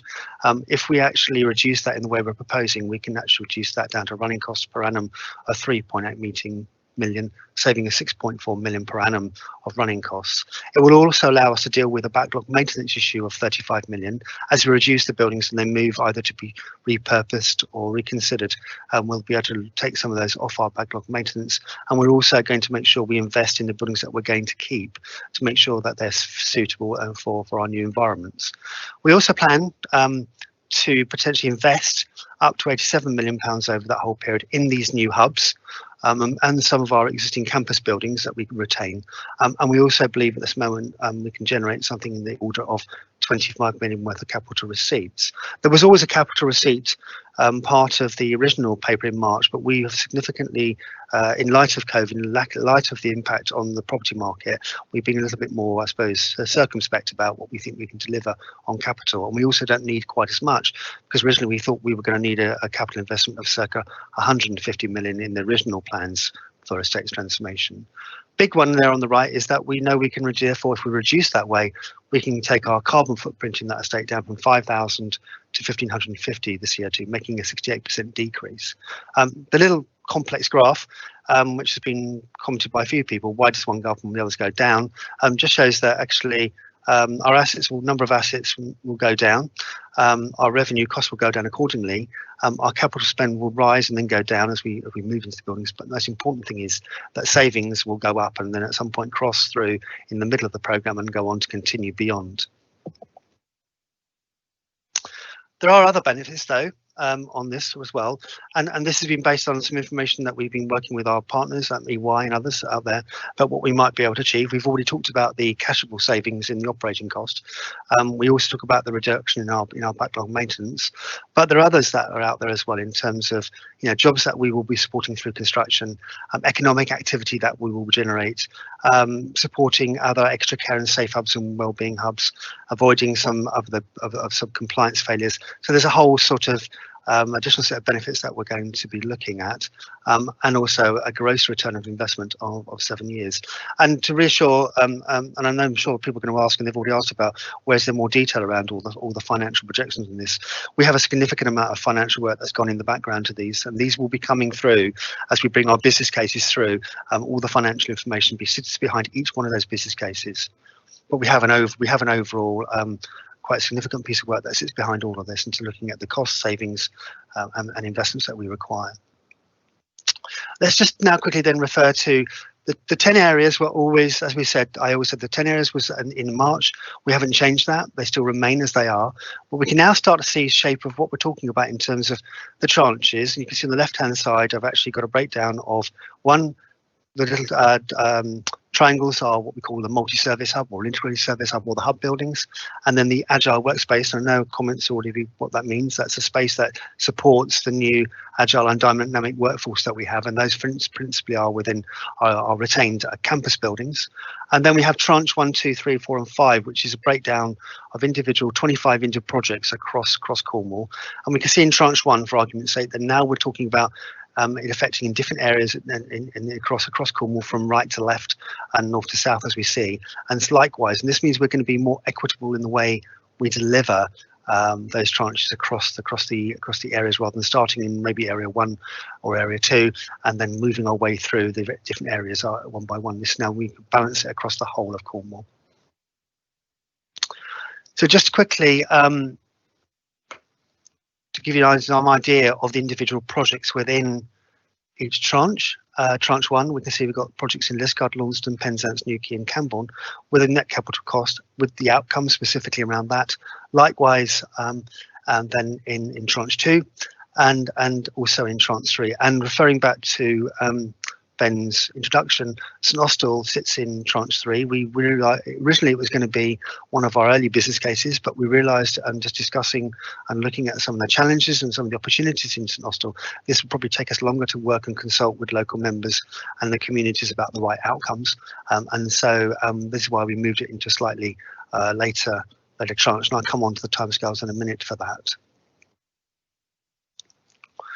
So our big thing is Tranche 1, clearly, and we've just got a quick there isn't much more detail behind here if everybody was interested to see, but we're proposing, this is our engagement timetable.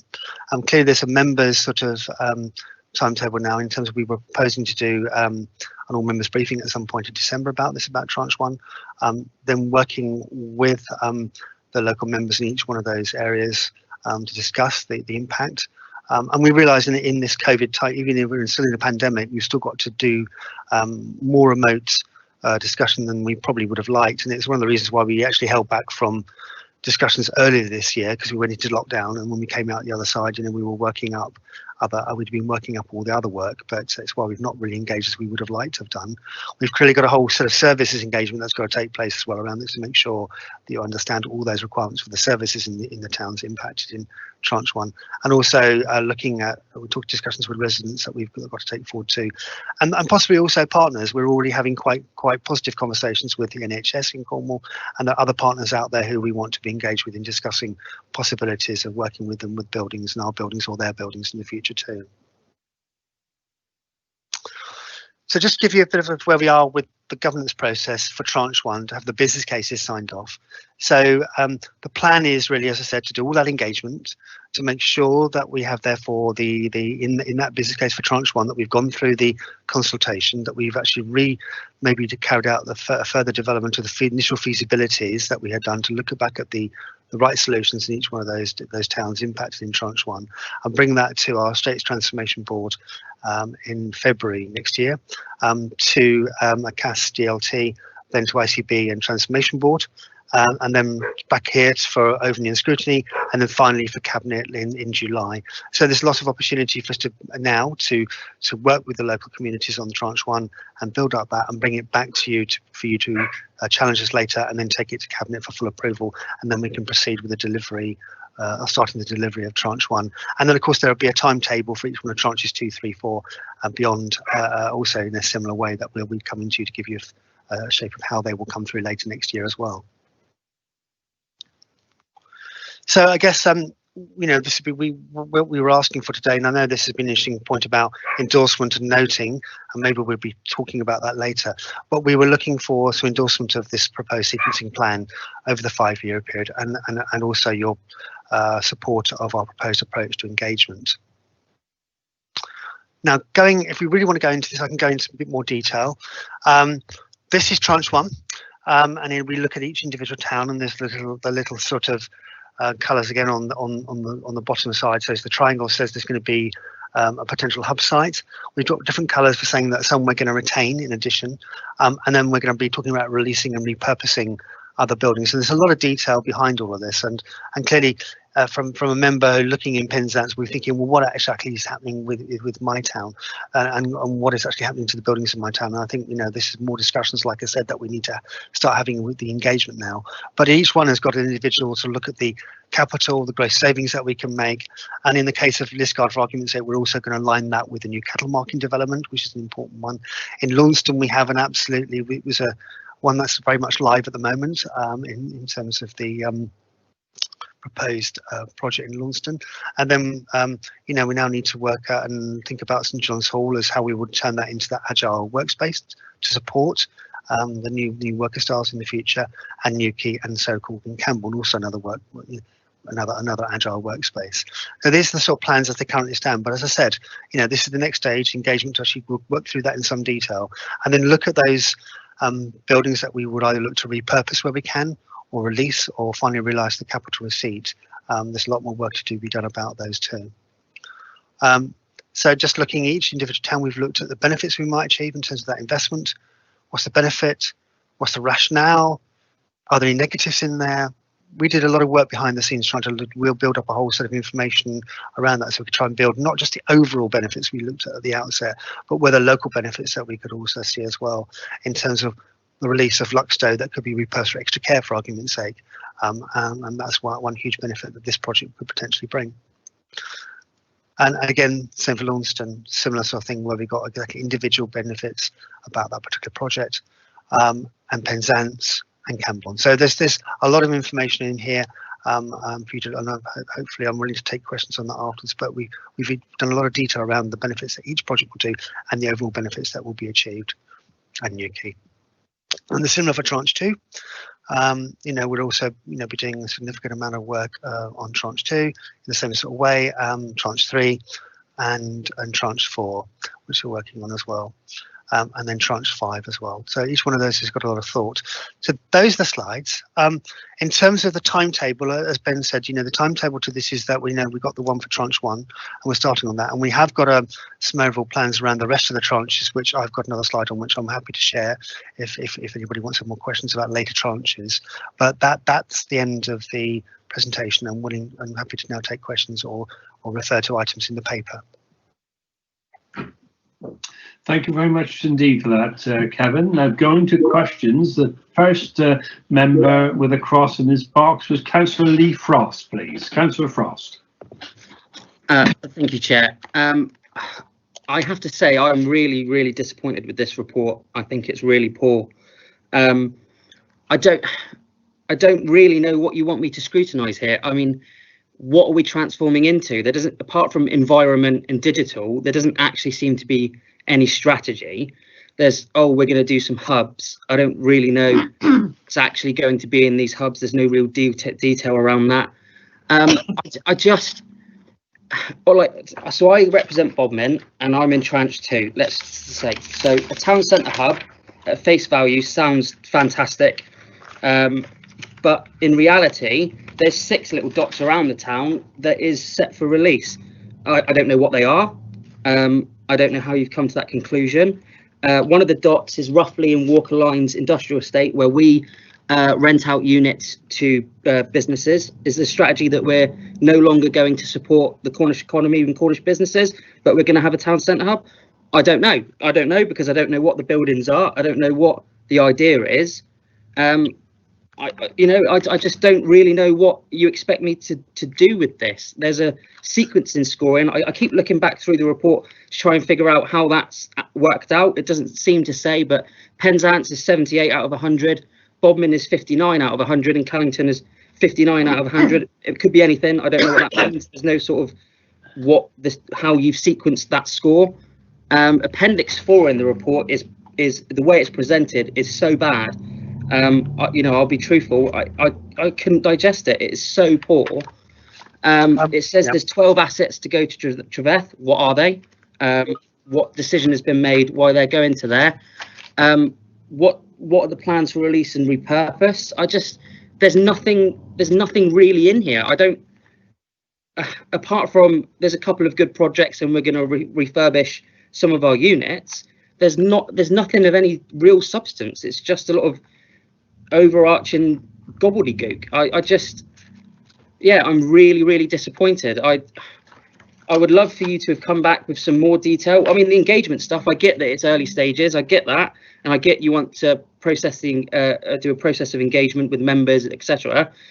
But why not just come here and say that's what we want to do the next stage? We have a few ideas. I mean, this is in the public now. All these dots that say release is in the public domain. People could be getting really worried about the future of places they're using. I mean, There's nothing in here. So yeah, I make of that what you will. Thank you, Councillor Frost. Shall I respond, Richard? If you could, please. Yes, yes. I mean, I absolutely take your point. There is a lot more detail behind all of this. The purpose of this paper was to really give Overview and Scrutiny an update of what we've been doing since the paper that was approved in March. And if I were to put in front of all the detail exactly what all those blobs were in terms of the absolute buildings, there is actually much more work we could do, and we have done actually, and it's all there. It was really what do we share and what we don't share at this point, and it was you know, I could have been going on for maybe for the next hour and a half, 2 hours with the slides that we've all got all the detail. So it is there, and part of it is that certainly in the tranches that you, and if you're talking about Bodmin, we of course would be working much more closely with you, Councillor Frost, around Bodmin and looking at the detail and sharing that detail with you, and looking at the scoring way that we can score. But all that information is available, and if you're interested, we can certainly share some of this very detailed and complex scoring that have been done. But it was all there. So I'm disappointed that you feel that it wasn't as substantial as you would have liked to have seen.